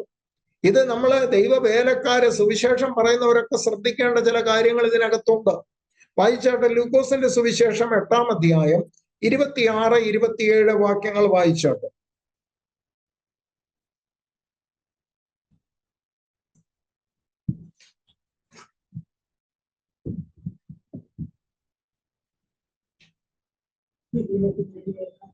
അവർ ഗലീലയ്ക്ക് നേരെയുള്ള ഗരസന്യ ദേശത്ത് അണഞ്ഞു. അവൻ കരയ്ക്ക് ഇറങ്ങിയപ്പോൾ ബഹുകാലമായി ഭൂതങ്ങൾ ബാധിച്ച ഒരു മനുഷ്യൻ പട്ടണത്തിൽ നിന്ന് വന്ന് എതിർപ്പെട്ടു. നോക്കുക, യേശു പടകിൽ യാത്ര ചെയ്ത് അവൻ അക്കരെ എത്തി. അവിടെ സ്വീകരിക്കാൻ നിൽക്കുന്ന ആൾ ആരാണെന്ന് നോക്കി. അവിടെ ഈ പറഞ്ഞ പൂച്ചണ്ടുമായിട്ട് ഒരു വ്യക്തി നിൽക്കുക യേശുവിനെ സ്വീകരിക്കാൻ. എന്നാൽ നമ്മൾ കാണാത്ത ഒരു കാര്യം അവിടെ ഉണ്ട്. യേശു അവിടെ എത്തരുതെന്ന് ആഗ്രഹിച്ചു. ആര്? ഈ ലെഗിയോൻ ബാധിച്ച മനുഷ്യനുള്ള ലെഗിയോൻ യേശു ആ ദേശത്ത് എത്തരുതെന്ന് ആഗ്രഹിച്ചു. അതിന്റെ തടസ്സമാണ് പടകിന് നേരെ വന്ന കൊടുങ്കാറ്റ്. നമ്മൾ അറിയേണ്ട ചില സത്യങ്ങളുണ്ട്. യേശുക്രിസ്തു ആത്മാവിനാൽ നടത്തപ്പെട്ട് മുമ്പോട്ട് പോവുകയാണ്. ഇന്ന സ്ഥലത്തെത്തണമെന്നും അവിടെ ഒരു ലെഗിയോൻ ബാധിച്ച ദേശത്തെ ആ പൈശാചിക ശക്തി അടക്കി വാഴുന്നുവെന്നും അവനെ ബന്ധിക്കാൻ ആർക്കും കഴിയാതെ ദേശം അടിമപ്പെട്ട് കിടക്കുന്നുവെന്ന് മനസ്സിലാക്കിയ യേശു ശിഷ്യന്മാരുമായി പടകിൽ അക്കരയ്ക്ക് യാത്ര തിരിക്കുകയാണ്. യേശു വരുന്നുണ്ടെന്ന് എങ്ങനെയോ ഈ ഇദ്ദേഹം മണത്തറിഞ്ഞു. യേശുവിന്റെ വരവിനെ എന്ത് ചെയ്യണം? ഒന്ന് തടസ്സപ്പെടുത്തണം. ആ തടസ്സമാണ് 22 മുതൽ 25 വരെ 22-ാം വാക്യം ഒന്ന് വായിച്ചാട്ടെ. ഒരു ദിവസം അവൻ ശിഷ്യന്മാരുമായി പടകിൽ കയറി, നാം തടാകത്തിന്റെ അക്കരെ പോക എന്ന് അവരോട് പറഞ്ഞു. അവർ നീക്കി ഓടുമ്പോൾ അവൻ ഉറങ്ങിപ്പോയി. തടാകത്തിൽ ഒരു ചുഴലിക്കാറ്റുണ്ടായി. പടകിൽ വെള്ളം നിറഞ്ഞിട്ട് അവർ പ്രാണഭയത്തിലായി. അടുക്കൽ ചെന്നു, നാഥ, ഞങ്ങൾ നശിച്ചു പോകുന്നു എന്ന് പറഞ്ഞ് അവനെ ഉണർത്തി. അവൻ എഴുന്നേറ്റ് കാറ്റിനെയും വെള്ളത്തിന്റെ കോപത്തെയും ശാസിച്ചു. അത് ആ വാക്കാണ് ശ്രദ്ധിക്കേണ്ടത്. നോക്കുക, അവിടെ കാറ്റിനെയും വെള്ളത്തിന്റെ കോപത്തെയും യേശു എന്ത് ചെയ്തു? അതിന്റെ പിന്നിൽ പ്രവർത്തിച്ച പൈശാചിക ശക്തിയാണ് ശാസിക്കുന്നത്. അല്ലാതെ വെള്ളത്തിന് പ്രത്യേകിച്ച് കഴിവൊന്നുമില്ല. ആ വെള്ളത്തെയും കാറ്റിനെയും ഒക്കെ തന്റെ ചൊൽപ്പിടിയിലേക്ക് കൊണ്ടുവന്ന് യേശു സഞ്ചരിക്കുന്ന പടകിന് നേരെ തൊടുത്തു വിട്ട ആ പൈശാചിക ശക്തിയാണ് യേശു എഴുന്നേറ്റ് ശാസിക്കുന്നത്. അപ്പൊ ആ കൊടുങ്കാറ്റ് യാദൃച്ഛികമായി വന്നതല്ല, അക്കരെ നിന്ന് തൊടുത്തു വിട്ടതാണ്. അപ്പുറത്തൊരാൾ നിപ്പുണ്ട്. അവന്റെ ആഗ്രഹം എന്താണ്? യേശു അവിടെ എത്തരുത്. യേശു അവിടെ എത്തിയാൽ പിന്നെ ഈ ലെഗിയോൻ അവിടെ നിലനിൽപ്പില്ലെന്ന് പിശാചിനറിയാം. അതുകൊണ്ടല്ലേ വന്ന ഉടനെ യേശുവിനോട് ചോദിച്ച സമയത്തിന് മുമ്പ്, സാർ നീ എത്തിയോ? ഞങ്ങൾക്കും നിനക്കും തമ്മിൽ എന്നാണ്? ഞങ്ങളെ അവൻ നരകത്തിലോട്ട് വിടരുത്. ഇതൊക്കെ പിശാചി കോൺവെർസേഷൻ നടത്തുന്നുണ്ട് അവിടെ. എന്റെ ചിന്ത ഇതാണ്, ആ ലെഗിയോൻ ബാധിച്ച മനുഷ്യൻ പാർക്കുന്ന പട്ടണം അന്ധകാരത്തിൽ കിടക്കുകയാണ്. ഇതുപോലെ അന്ധകാരം ബാധിച്ച ആയിരക്കണക്കിന് പതിനായിരക്കണക്കിന് ഗ്രാമങ്ങൾ ഇന്ത്യയിലുണ്ട്. പിശാച് ബാധിച്ചും ബന്ധിച്ചും ഇട്ടിരിക്കുന്ന, അവിടേക്ക് സുവിശേഷം എത്താതിരിക്കാൻ പിശാച് പല രീതിയിൽ പ്രവർത്തിക്കുന്നുണ്ട്. ഇതിന്റെയൊക്കെ പിന്നിൽ പ്രവർത്തിക്കുന്നത് മാനുഷ ശക്തികളല്ല. ദൈവമക്കളെ തിരിച്ചറിയണം, ശക്തമായിട്ട് പ്രാർത്ഥിക്കണം. ഇന്ത്യ രാജ്യം വിടുവിക്കപ്പെടണം. കോടിക്കണക്കിന് ജനം പാർക്കുന്ന, നാശത്തിലേക്ക് പോയിക്കൊണ്ടിരിക്കുന്ന ഇന്ത്യ രാജ്യത്തിന് വേണ്ടി ശക്തമായിട്ട് പ്രാർത്ഥിക്കണം. ഈ ദിവസങ്ങളിലെല്ലാം എൻ്റെ ഉള്ളിൽ ശക്തമായൊരു പ്രേരണ ലഭിക്കുന്നുണ്ട്. ഓരോ ഗ്രാമങ്ങൾക്ക് വേണ്ടി പ്രാർത്ഥിക്കണം. ഈ ലെഗിയോൻ ബാധിച്ചവൻ ആ ദേശം മുഴുവൻ അടക്കി വാഴുകയാണ്. ആ ദേശക്കാരെ മുഴുവൻ അവൻ ഭയപ്പെടുത്തിക്കൊണ്ട്, അതിന്റെ പശ്ചാത്തലത്തിലേക്ക് ഞാൻ പോകുന്നില്ല. അവനെ ബന്ധിക്കാൻ പലരും ശ്രമിച്ചിട്ടും ആ ഇരുമ്പ് ചങ്ങല അവൻ പൊട്ടിച്ചെന്ന് പറഞ്ഞാൽ ഏത് ശക്തി അവനിൽ വ്യാപരിക്കുന്നു നോക്കുക. അപ്പൊ എന്താണ് എൻ്റെ ചിന്ത? ഇതുപോലുള്ള ഭവനങ്ങളുണ്ട്. ഈ ഭവനങ്ങളിലാണ് രക്ഷാവചനം എത്തേണ്ടത്. ഈ ഭവനങ്ങളിൽ രക്ഷാവചനം എത്തിയാൽ പിശാചിന്റെ പിടിവിട്ടു. അതുകൊണ്ട് പിശാച് ഒരു കാരണവശാലും അവിടെ രക്ഷാവചനം എത്തിക്കുവാൻ അതിനുള്ള തടസ്സങ്ങളെ കൊണ്ടുവരും. ഈ തടസ്സം കണ്ടിട്ട് ഞാനും നിങ്ങളും പിൻവാങ്ങിപ്പോകരുത്. പടകിന് നേരെ കാറ്റ് വരുന്നത് കണ്ടിട്ട് യേശു പുറകോട്ട് പോയില്ല.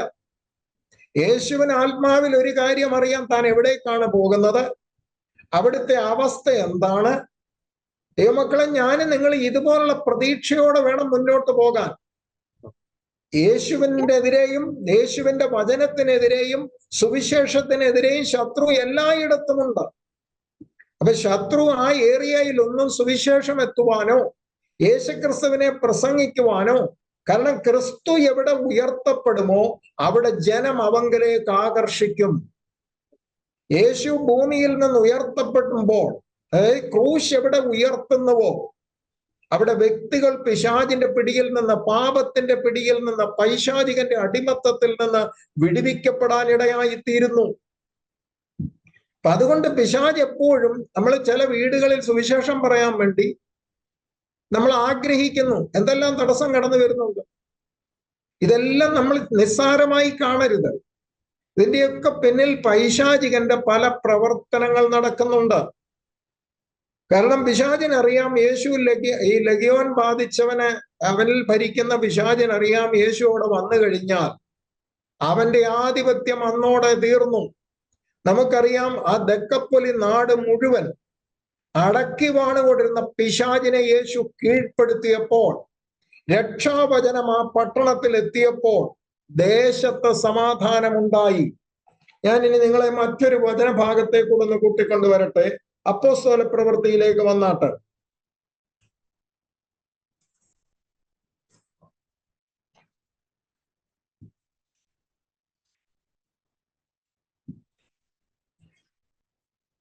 എട്ടാം അധ്യായം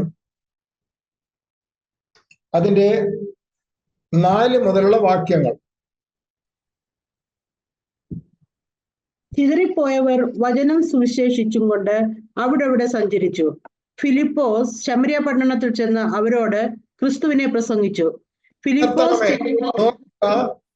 ഫിലിപ്പോസ് ശമരിയ പട്ടണത്തിൽ ചെന്ന് അവരോട് ക്രിസ്തുവിനെ പ്രസംഗിച്ചു. ശമരിയ പട്ടണം ബന്ധിക്കപ്പെട്ട് കിടക്കുകയാണ്. യേശുവിന്റെ സമയത്ത് കുറെ നേരത്തേക്ക് ശമരിയർ, ഒരു ചെറിയ റിവൈവലൊക്കെ അവർക്ക് കിട്ടിയിരുന്നു ശമരിയ സ്ത്രീ മുഖാന്തരം. അതിന്റെ ചെറിയ സ്തോത്രം പാർശ്വമായ ചില അനുഭവങ്ങൾ അവിടെ ഉണ്ടായേക്കാം. എന്നാൽ ചിതറിപ്പോയവർ അടങ്ങിയിരുന്നില്ല. ഇവര് ചിതറിപ്പോയത് ചിതറിക്കപ്പെട്ടതാണ്. കാരണം ദൈവസഭയ്ക്ക് നേരെ ഉപദ്രവമുണ്ടായി. അതിന്റെ 2-ാം വാക്യം, യെരുശലേമിൽ സഭയ്ക്ക് വലിയ ഉപദ്രവം നേരിട്ടു. ഉപദ്രവം നേരിട്ടപ്പോൾ ഇവർ തലയിൽ തുണിയും ഇട്ടിട്ട് വീട്ടിൽ പോയി ഇരുന്നില്ല. ചിതറിപ്പോയവർ പോയിടത്ത് എന്ത് ചെയ്തു? ക്രിസ്തുവിനെ അറിയിച്ചു. ഇതാണ് നമ്മൾക്കും ദൈവം തന്നിരിക്കുന്ന നിയോഗം. എവിടെയെല്ലാം നാം അയക്കപ്പെടുന്നുവോ, ഈ അയക്കപ്പെടുമ്പോ രണ്ട് രീതിയിലുണ്ട്. പോകാത്തവരെ ദൈവം തല്ലി അയക്കും, അങ്ങനെയുണ്ട്. പോകാൻ മടിച്ചിരിക്കുന്നവരെ ദൈവം തള്ളിവിടും. കാരണം ഭൂമിയുടെ അറ്റത്തോളം നിങ്ങൾ എന്റെ സാക്ഷികളാവണമെന്ന് പറഞ്ഞാൽ യെരുശലേമിൽ തന്നെ തമ്പടിക്കാനല്ല, സ്പ്രെഡ് ചെയ്യണം, അങ്ങോട്ടും ഇങ്ങോട്ടും ഒക്കെ പോണം. പോകുന്നില്ലെന്ന് കണ്ടപ്പോഴായിരിക്കാം ദൈവം തന്നെ ഒരു ഉപദ്രവത്തിന് അനുവാദം കൊടുത്തത്. യെരുശലേമിൽ ഒരു ഉപദ്രവം ഇട്ടപ്പോ ശിഷ്യന്മാരൊഴികെ, അപ്പസ്തോലന്മാർ ഒഴികെ ബാക്കി ഉള്ളവരെല്ലാം, ശുശ്രൂഷകരെല്ലാം അവിടേക്കും ഇവിടേക്കും ചിതറിപ്പോയി. കൃപയാൽ ചിതറിപ്പോയവർ അവിടെ ചെന്ന് ബ്ലേഡ് കമ്പനി നടത്തിയില്ല, അവിടെ ചെന്നിട്ട് ബ്രോക്കർ പണി നടത്തിയില്ല, അവിടെ ചെന്ന് റിയൽ എസ്റ്റേറ്റിന്റെ ബിസിനസ് നടത്തിയില്ല. അവര് ചെന്നിടത്തൊക്കെ ക്രിസ്തുവിനെ പ്രസംഗിച്ചു. എന്ത് സംഭവിച്ചെന്ന് ഞാൻ നിങ്ങളുടെ മുമ്പാകെ കൊണ്ടുവരാൻ ആഗ്രഹിക്കുന്നത്. ഫിലിപ്പോസ് ഒരു ഒറ്റയാളിനെ പോലെ ശമരിയ പട്ടണത്തിൽ കടന്നു ചെന്ന് ക്രിസ്തുവിനെ പ്രസംഗിച്ചു. ഇനി താഴോട്ടൊന്ന് വായിച്ചാട്ടെ. ഫിലിപ്പോസ് ചെയ്ത അടയാളങ്ങളെ പുരുഷാരങ്ങൾ കേൾക്കുകയും കാണുകയും ചെയ്യുകയാൽ അവൻ പറയുന്നത് ഏക മനസ്സോടെ ശ്രദ്ധിച്ചുകൊണ്ടിരുന്നു. അശുദ്ധാത്മാക്കൾ ബാധിച്ച പലരിൽ നിന്നും അവർ ഉറക്കെ നിലവിളിച്ചുകൊണ്ട് പുറപ്പെട്ടു. അനേകം പക്ഷപാതക്കാരും മുടന്തരും സൗഖ്യം പ്രാപിച്ചു. അങ്ങനെ ആ പട്ടണത്തിൽ വളരെ ആ വാക്യമാണ് അണ്ടർലൈൻ ചെയ്യേണ്ടത്. അങ്ങനെ ആ പട്ടണത്തിൽ വളരെ സന്തോഷമുണ്ടായി. അങ്ങനെ ആ പട്ടണത്തിൽ വളരെ സന്തോഷമുണ്ടായി. അവരുടെ സന്തോഷം ഹനിക്കപ്പെട്ട് രോഗബാധയാലും പൈശാചിക ബാധയാലും അന്യാരാധനയാലും ബന്ധിക്കപ്പെട്ട് കിടന്ന ശമരിയ പട്ടണം ക്രിസ്തുവിനെ പ്രസംഗിച്ചപ്പോൾ, ക്രിസ്തു ആ പട്ടണത്തിൽ ഉയർത്തപ്പെട്ടപ്പോൾ എന്ത് സംഭവിച്ചു? പട്ടണത്തിന്റെ മേലുള്ള പിശാചിന്റെ പിടിവിട്ടു. ദൈവമക്കളെ, ഇതാണ് ഓരോ ഗ്രാമങ്ങളിലും പട്ടണങ്ങളിലും ഭവനങ്ങളിലും വ്യക്തികളിലും നടക്കേണ്ടത്. ആമേൻ, സ്തോത്രം. അങ്ങനെ ആ പട്ടണത്തിൽ വളരെ സന്തോഷമുണ്ടായി. ഈ ഒരു വാക്യം വാസ്തവത്തിൽ ഓരോ ഭവനങ്ങളിൽ നിറവേറണം, ഓരോ വ്യക്തികളിൽ നിറവേറണം, ഓരോ ഗ്രാമങ്ങളിലും പട്ടണങ്ങളിലും നിറവേറണം. അതിന് ഫിലിപ്പോസുമാർ എഴുന്നേൽക്കണം.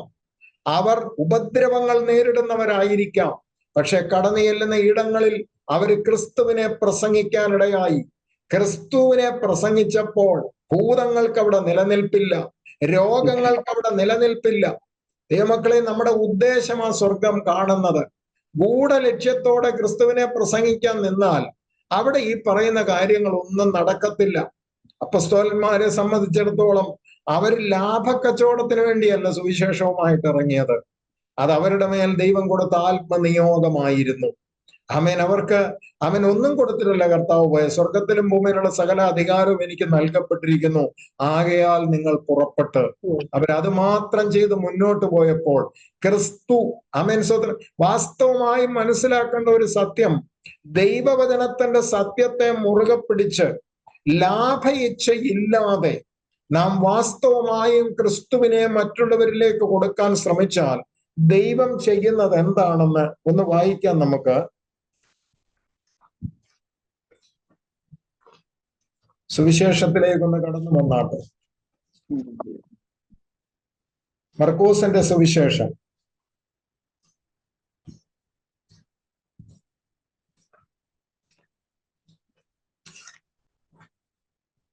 16-ാം അധ്യായം 20-ാം വാക്യം.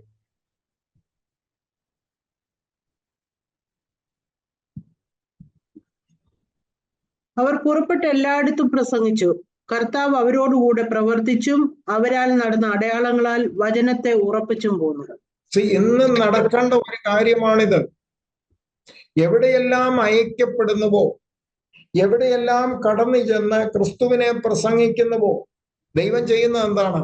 കർത്താവ് അവരോട് കൂടെ ഇരുന്ന് പ്രവർത്തിച്ച് അവരാൽ നടന്ന അടയാളങ്ങളാൽ അവർ പറയുന്ന വചനം സത്യമാണെന്ന് സ്ഥിരീകരിക്കുന്നു. ബന്ധിക്കപ്പെട്ടവർ, ബാധിക്കപ്പെട്ടവർ, പൈശാചികൻ അടിമപ്പെടുത്തിയിട്ടിരിക്കുന്നവർ, പാപ സ്വഭാവത്തിൽ കിടക്കുന്നവർ, അന്യാരാധനയുടെയും ആമേൻ മന്ത്രവാദത്തിന്റെയും ക്ഷുദ്രത്തിന്റെയും ഒക്കെ ആമേൻ അടിമത്തത്തിൽ കിടക്കുന്നവർ, ഇതൊക്കെ ആയിരുന്നു ആമേൻ സ്തോത്ര ശമരിയ പട്ടണത്തിൽ ഉണ്ടായിരുന്നു. അവിടെയാണ് നമ്മൾ ആ വായിച്ച വചനഭാഗത്തിന് താഴെ ഒരു മന്ത്രവാദി വന്ന് രക്ഷിക്കപ്പെടുന്ന ശീമോൻ എന്ന് പറയുന്ന. അപ്പൊ ദേശം മുഴുവൻ പിടിക്കപ്പെട്ട്, ദേശം മുഴുവൻ ഇരുളിനാൽ ബാധിച്ച്, ഈ ഇരുട്ടിലേക്കാണ് ലോകത്തിന്റെ വെളിച്ചമാകുന്ന ക്രിസ്തുവിനെ കൊണ്ടിരുന്നത് നമ്മൾ. ഓരോ ഭവനങ്ങൾ ദൈവത്തിന്റെ മക്കളോട് പറയട്ടെ, പണം ആ വീട്ടിലുണ്ടാകാം, അവർക്ക് കാറും കാണും, AC-യും കാണും, അപ്പൊ എല്ലാ സംവിധാനവും അവർക്കുണ്ട്. പക്ഷേ ക്രിസ്തു ഒരു വീട്ടിലില്ലാത്തിടത്തോളം ആ വീട് ബന്ധിക്കപ്പെട്ട വീടാണ്. ഒരു ഗ്രാമത്തിൽ ക്രിസ്തുവിനെ പ്രസംഗിക്കപ്പെടുന്നില്ല എങ്കിൽ അവിടെ ഇരുള് ബാധിച്ചിരിക്കുകയാണ്. ഫിലിപ്പോസിന് അവൻ ലോകപ്രകാരമുള്ള ഒരു കഴിവുമില്ല. അവൻ ചെന്ന് ഒറ്റ കാര്യം ചെയ്തു, ക്രിസ്തുവിനെ ശമരിയ പട്ടണത്തിൽ പ്രസംഗിച്ചു. ദൈവം അവനോട് കൂടെ ഇരുന്ന് അവൻ പ്രസംഗിച്ച ക്രിസ്തു ആരാണെന്ന് ആ ദേശത്തിന്റെ മേൽ വിടുതലയച്ചു വെളിപ്പെടുത്തി. അങ്ങനെ പട്ടണത്തിൽ സമാധാനവും സന്തോഷവും ഉണ്ടായെന്ന് പറഞ്ഞാൽ അത് വ്യക്തികൾക്ക് അനുഭവപ്പെട്ടെന്നാണ് അത് അർത്ഥമാക്കുന്നത്. അപ്പോൾ സുവിശേഷം വ്യക്തികളിൽ എത്തിയാൽ ഭവനങ്ങൾ വിടുവിക്കപ്പെടും. ഇപ്പൊ ഭവനങ്ങൾ സുവിശേഷം ഏറ്റെടുക്കാൻ ഒരുക്കപ്പെട്ടാൽ, അപ്പൊ ആ ഭവനത്തിൽ സുവിശേഷം എത്താതിരിക്കാൻ പിശാച് പല രീതിയിൽ പ്രവർത്തിക്കുന്നു. ദേശത്തെ അടക്കി വാഴുന്ന പൈശാചിക ശക്തി മനുഷ്യരെ ഇളക്കി വിടുന്നു. ഇതൊന്നും കണ്ട് ഞാനും നിങ്ങളും ഭയപ്പെടണ്ട. നമ്മളെ ഏൽപ്പിച്ചിരിക്കുന്ന കാര്യങ്ങൾ നാം ചെയ്ത് മുന്നോട്ട് പോവുക. അത് ഈ ഭയപ്പെടുത്തുന്ന അനുഭവം കൊണ്ടുവരുന്നത് ആ പ്രവർത്തനം അവിടുന്ന് പിഴുതെറിയാൻ വേണ്ടിയാണ്. അനേക ദൈവസഭകൾ വാസ്തവമായും കഷ്ടം അനുഭവിച്ചുകൊണ്ട് പലയിടങ്ങളിലും പ്രവർത്തിക്കുന്നുണ്ട്. അവർക്കൊരു കാര്യം ഉറപ്പാണ്, ആമേൻ, അൾട്ടിമേറ്റ്ലി വിജയം എന്ന് പറയുന്ന ദൈവസഭയ്ക്കാണ്. ചില നാളുകളൊക്കെ ചിലപ്പോൾ പിടിച്ചു നിൽക്കാൻ ശ്രമിച്ചേക്കാം, എന്നാൽ പിശാച് ആ ദേശം വിട്ട് ഓടിപ്പോകാൻ ഇടയാകും. അശുദ്ധാത്മാക്കൾ ഭവനങ്ങളിൽ നിന്നും ദേശങ്ങളിൽ നിന്നും ഓടിപ്പോകാൻ ഇടയാകുന്നു. കൂട്ടത്തിൽ ഒരു കാര്യം കൂടെ ചിന്തിക്കട്ടെ, ശത്രുവിന്റെ സ്വാധീനത്തിൽ നിന്ന് സ്വതന്ത്രരായവർ, പൈശാചികന്റെ തന്ത്രങ്ങളിൽ നിന്നും അവന്റെ കെട്ടുപാടുകളിൽ നിന്നും സ്വതന്ത്രരായവർ, പിശാചിന്റെ അടിമത്തത്തിൽ നിന്ന് സ്വതന്ത്രരായവരെന്ന് പറഞ്ഞു കഴിഞ്ഞാൽ എന്തോ ചിത്തഭ്രമം പിടിച്ചവരെന്നോ മാനസിക രോഗികൾ എന്നുള്ള അർത്ഥത്തിൽ മാത്രമല്ല, പാപത്തിന് അടിമപ്പെട്ട് കിടക്കുന്ന വ്യക്തിയും പിശാചിന്റെ അടിമത്തത്തിലാണ്. ഒരു വ്യക്തി, കാരണം പാപം ചെയ്യുന്നവൻ പാപത്തിന്റെ ദാസനാകുന്നു. അപ്പോൾ അത് പിശാചിന്റെ ഒരു പ്രോഡക്റ്റാണ് പാപം. അങ്ങനെയെങ്കിൽ ക്രിസ്തുവേശു അതിൽ നിന്നൊക്കെ ഒരു വ്യക്തിയെ വിടുവിച്ചെടുത്തെങ്കിൽ, ഇനി വിടുവിക്കപ്പെട്ടവരോടാ പറയുന്നത്, സ്വാതന്ത്ര്യം കിട്ടിയവരോടാ പറയുന്നത്. സ്വാതന്ത്ര്യം കിട്ടിയവർ തങ്ങളുടെ സ്വാതന്ത്ര്യത്തിൽ നിലനിൽക്കണം. ആ സ്വാതന്ത്ര്യം ഒരിക്കലും പാപം ചെയ്യാനുള്ള സ്വാതന്ത്ര്യമല്ല, പാപം ചെയ്യാതിരിക്കാനുള്ള സ്വാതന്ത്ര്യമാണ്. സ്വാതന്ത്ര്യം എന്ന് പറയുന്നത് രണ്ട് രീതിയിൽ ഉപയോഗിക്കാം. എന്തും ചെയ്യാൻ ഉപയോഗിക്കാം. പക്ഷെ ദൈവത്തിന് വേണ്ടി ഞാൻ പാപം ചെയ്യില്ല എന്നുള്ളത് എൻ്റെ സ്വാതന്ത്ര്യമാണ്. അപ്പോൾ പിശാചിന്റെ അടിമത്തത്തിൽ നിന്ന്, ഇന്നലകളിൽ അത് അന്യാരാധനയുടെ ബന്ധനത്തിൽ നിന്നായാലും പാപത്തിന്റെയും അനുബന്ധ കാര്യങ്ങളുടെയും ബന്ധനത്തിൽ നിന്നായാലും, ക്രിസ്തുവേശുവിനാൽ ഒരു വ്യക്തി വിടുവിക്കപ്പെട്ടെങ്കിൽ ആ വ്യക്തി വീണ്ടും പോയി പിശാചിന് അടിമപ്പെടാൻ ഇടയാകരുത്. സ്വാതന്ത്ര്യത്തെ നഷ്ടമാകാതെ ഞാൻ നിങ്ങൾ നിലനിൽക്കണം. അത് നമ്മുടെ ഉത്തരവാദിത്തമാണ്. നമുക്ക് കഴിവ് കൊണ്ടോ ശക്തി കൊണ്ടോ ബുദ്ധി കൊണ്ടോ സാധ്യമാകാത്തതിനാലാണ് ദൈവം നമ്മെ സ്വതന്ത്രരാക്കുന്നത്. ഒരു വ്യക്തിക്കും പാപത്തിൽ നിന്ന് സ്വയം സ്വതന്ത്രനാകാൻ സാധ്യമല്ല. അവന്റെ പുണ്യപ്രവൃത്തി കൊണ്ട് അവന് സാധിക്കത്തില്ല. അതുകൊണ്ടാണ് ദൈവം നമ്മെ അതിൽ നിന്നൊക്കെ സ്വതന്ത്രരാക്കുന്നത്. എന്നാൽ ഒരു വ്യക്തിക്ക് ദൈവം സ്വാതന്ത്ര്യം കൊടുത്തു കഴിഞ്ഞാൽ ആ സ്വാതന്ത്ര്യത്തിൽ അവൻ നിലനിൽക്കുക എന്നുള്ളത് അവന്റെ തന്നെ ഉത്തരവാദിത്തമാണ്. അത് ദൈവമല്ല ചെയ്യേണ്ടത്. അടിമത്തത്തിൽ നിന്ന് കർത്താവ് വിടുവിച്ച വ്യക്തികൾക്ക് കൊടുത്ത കോംപ്ലിമെന്റ്സ്, അവർക്ക് കൊടുത്ത ഉപദേശങ്ങൾ എടുത്ത് പഠിച്ചാൽ നമുക്ക് ഈ വക കാര്യങ്ങൾ കാണാൻ സാധിക്കും. അതുകൊണ്ട് സ്വതന്ത്രരായവർ, ഇന്ന് സ്വാതന്ത്ര്യം അനുഭവിക്കുന്നു എന്ന് കരുതുന്നവർ ഒരു കാര്യം മനസ്സിലാക്കണം, വളരെ ശ്രദ്ധയോടും ജാഗ്രതയോടും ജീവിക്കണം. അതുകൊണ്ട് എഫേസ്യർക്ക് ലേഖനം എഴുതുമ്പോൾ പിശാചിന് വീണ്ടും ജീവിതത്തിൽ ഇടം കൊടുക്കരുത്. നിസ്സാരമായ രീതിയിലായിരിക്കാം പിശാചിനൊരു എൻട്രി നമ്മൾ കൊടുക്കുന്നത്. അത് വലിയ കാര്യമൊന്നും ചെയ്യണ്ട. നമുക്ക് നിസ്സാരമെന്ന് തോന്നുന്നത് മതി പിശാചിന് ഒരു ഇടമുണ്ടാകാൻ. ഇന്നലകളിൽ അടിമപ്പെടുത്തിയ പലതും നമ്മുടെ ചുറ്റുപാടുകളിൽ തന്നെ ഉണ്ടെന്ന് മറക്കരുത്. യോഹന്നാന്റെ സുവിശേഷം 5:14 എന്ന് വായിച്ചാണ്.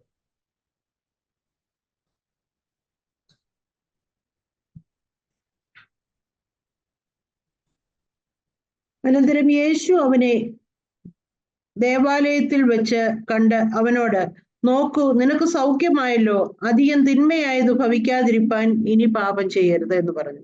ഈ വ്യക്തിയുടെ വിടുതലിന്റെ കാരണങ്ങൾ എന്താണെന്ന് ചോദിച്ചു കഴിഞ്ഞാൽ പാപമായിരിക്കാം. അതെന്താണെന്ന് അവിടെ വിശദീകരിക്കുന്ന ഒന്നുമില്ല. ഇനി നീ പാപം ചെയ്യരുത് എന്ന് പറയുമ്പോൾ പാപവുമായി ബന്ധപ്പെട്ട എന്തൊക്കെയോ കാര്യം അവന്റെ ജീവിതത്തിൽ ഉണ്ടായിരുന്നു. അതവിടെ ഡിസ്ക്ലോസ് ചെയ്യുന്നില്ല. അത് ആ വ്യക്തിയോടുള്ള ഒരു സന്ദേശമായിരുന്നു. ആ വ്യക്തിയോട് പറയുകയാണ്, നോക്കൂ, നിനക്ക് അസാധ്യമായ കാര്യത്തെ ഞാനിതാ സാധ്യമാക്കി തന്നു. നിന്റെ കിടപ്പിൽ നിന്ന് ഞാൻ നിന്നെ എഴുന്നേൽപ്പിച്ചിരിക്കുന്നു. വീണ്ടും കിടക്കാതിരിക്കാൻ ശ്രദ്ധിച്ചോണമെന്നാ പറഞ്ഞത്. അധികം തിന്മയായത് വരാതിരിക്കാൻ ഇനി പാപം ചെയ്യരുത് എന്ന് പറഞ്ഞാൽ അതൊരു വാണിംഗ് ആണ്.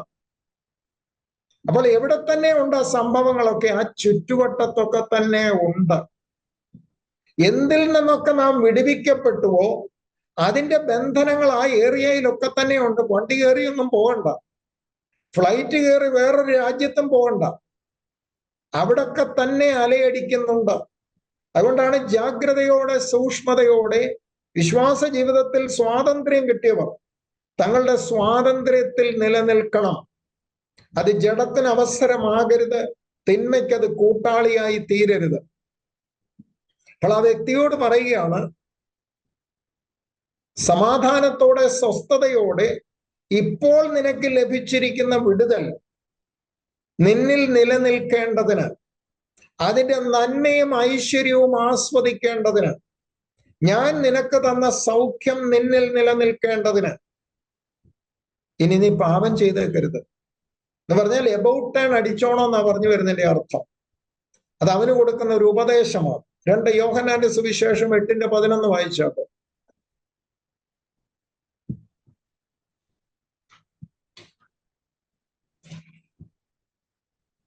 ഇല്ല കർത്താവേ എന്ന് അവൾ പറഞ്ഞു. ഞാനും നിനക്ക് ശിക്ഷ വിധിക്കുന്നില്ല, പോക, ഇനി പാപം ചെയ്യരുത് എന്ന് പറഞ്ഞു. ഇവിടെ വ്യഭിചാരത്തിൽ പിടിക്കപ്പെട്ട ഒരു സ്ത്രീ ആരും അവളോട് ദയയും കരുണയും കാണിക്കാതിരിക്കുമ്പോൾ കർത്താവും അവളെ ശിക്ഷയ്ക്ക് വിധിക്കുന്നില്ല. അവൾക്കൊരു പുതുജീവിതം നൽകിക്കൊടുത്തു. അവളെ കല്ലെറിഞ്ഞ് അവൾക്ക് ശിക്ഷ വിധിക്കാൻ നിന്നിരുന്നവരുടെ നടുവിൽ യേശു അവൾക്കൊരു പുതിയ ജീവിതത്തിന് വാതിൽ തുറന്നു കൊടുത്തു. ദൈവമക്കളെ മനസ്സിലാക്കുക, ഈ പാപം എന്ന് പറയുന്നത്, പാപം ചെയ്യുന്നവൻ പിശാചിന്റെ മകനാകുന്നു. അപ്പൊ പാപവും പിശാചും തമ്മിൽ വലിയൊരു ബന്ധമുണ്ട്. അപ്പൊ അതുകൊണ്ട് പിശാചെന്ന് പറയുമ്പോൾ ഒരു ഭൂതബാധ എന്നുള്ള രീതിയിലല്ല നമ്മൾ കാണണ്ടേ. ഒരു വ്യക്തി ഇരുളിന്റെ പ്രവൃത്തിക്കും പാപത്തിനും ഒക്കെ കീഴ്പ്പെട്ടും അടിമപ്പെട്ടും പോകുന്നെങ്കിൽ അവനെ ഭരിക്കുന്നത് ഇരുട്ടിന്റെ ശക്തിയാണ്, അന്ധകാരമാണ് അവനെ ഭരിച്ചുകൊണ്ടിരിക്കുന്നത്. അതുകൊണ്ടാണല്ലോ ഈ ഹൃദയത്തിനകത്ത് വരുന്ന പാപങ്ങൾ, അതൊക്കെ പിശാചിന് പ്രവർത്തിക്കാൻ വളരെ എളുപ്പമാണ്. ഇപ്പൊ യൂദ എന്ന് പറയുന്നവൻ കള്ളനായിരുന്നു, മോഷ്ടിക്കുന്ന സ്വഭാവമുള്ളവനായിരുന്നു. പിശാച് വളരെ ഈസി ആയിട്ട് അവനെ ടാക്കിൾ ചെയ്തു. നമ്മളിതൊക്കെ നമ്മൾ ദൈവവചനത്തിൽ കൂടെ പഠിക്കണം. അപ്പോൾ പാപം ചെയ്യുന്നവൻ യേശുക്രിസ്തുവിനാൽ അവന് സ്വാതന്ത്ര്യം കിട്ടിക്കഴിഞ്ഞാൽ പിന്നെ അവന്റെ ദൈവം കൊടുത്ത സ്വാതന്ത്ര്യത്തിൽ അവൻ നിലനിന്നില്ലെങ്കിൽ വീണ്ടും പിശാച് അവനെ അടിമപ്പെടുത്താൻ സാധിക്കും. നമുക്ക് അങ്ങോട്ട് കടന്നു വരാം. ഈ സ്ത്രീയോട് പറയുകയാണ്, നോക്കൂ, ഞാനും നിനക്ക് ശിക്ഷ വിധിക്കുന്നില്ല, നിനക്കൊരു പുതിയ ജീവിതത്തിന് ഞാനിതാ വഴി തുറന്നു തരും, ഇനി പാപം ചെയ്യരുത്. ഇതുവരെ ഉള്ളത് റൈറ്റ് ഓഫ് ചെയ്തു. നോക്കുക, ക്രിസ്തു ഒരു വ്യക്തിയുടെ ഉള്ളിൽ വരുത്തുന്ന ആ വിടുതലെന്ന് നോക്കുക. ആരും അവളോട് കരുണ കാണിക്കാതിരിക്കുമ്പോൾ കർത്താവായ യേശു ക്രിസ്തുവിലൂടെ അവൾക്ക് രക്ഷ ലഭിക്കുക, അവൾക്ക് ജീവിക്കാൻ ഒരു അവസരം കിട്ടുകയാണ്. അവളോടും കർത്താവ് പറയുകയാണ്, നിന്റെ ഈ പുതുജീവിതം നിന്നെ ലക്ഷ്യത്തിൽ എത്തിക്കേണ്ടതിന് ഒരു വിശുദ്ധ ജീവിതം നയിച്ചു കൊള്ളുക. ഇനി അടുത്ത ഭാഗം കൂടെ ഒന്ന് വായിച്ച് നമുക്ക് കൺക്ലൂഡ് ചെയ്യാം. മത്തായി സുവിശേഷം 12-ാം അധ്യായം 43 മുതൽ 45 വരെ.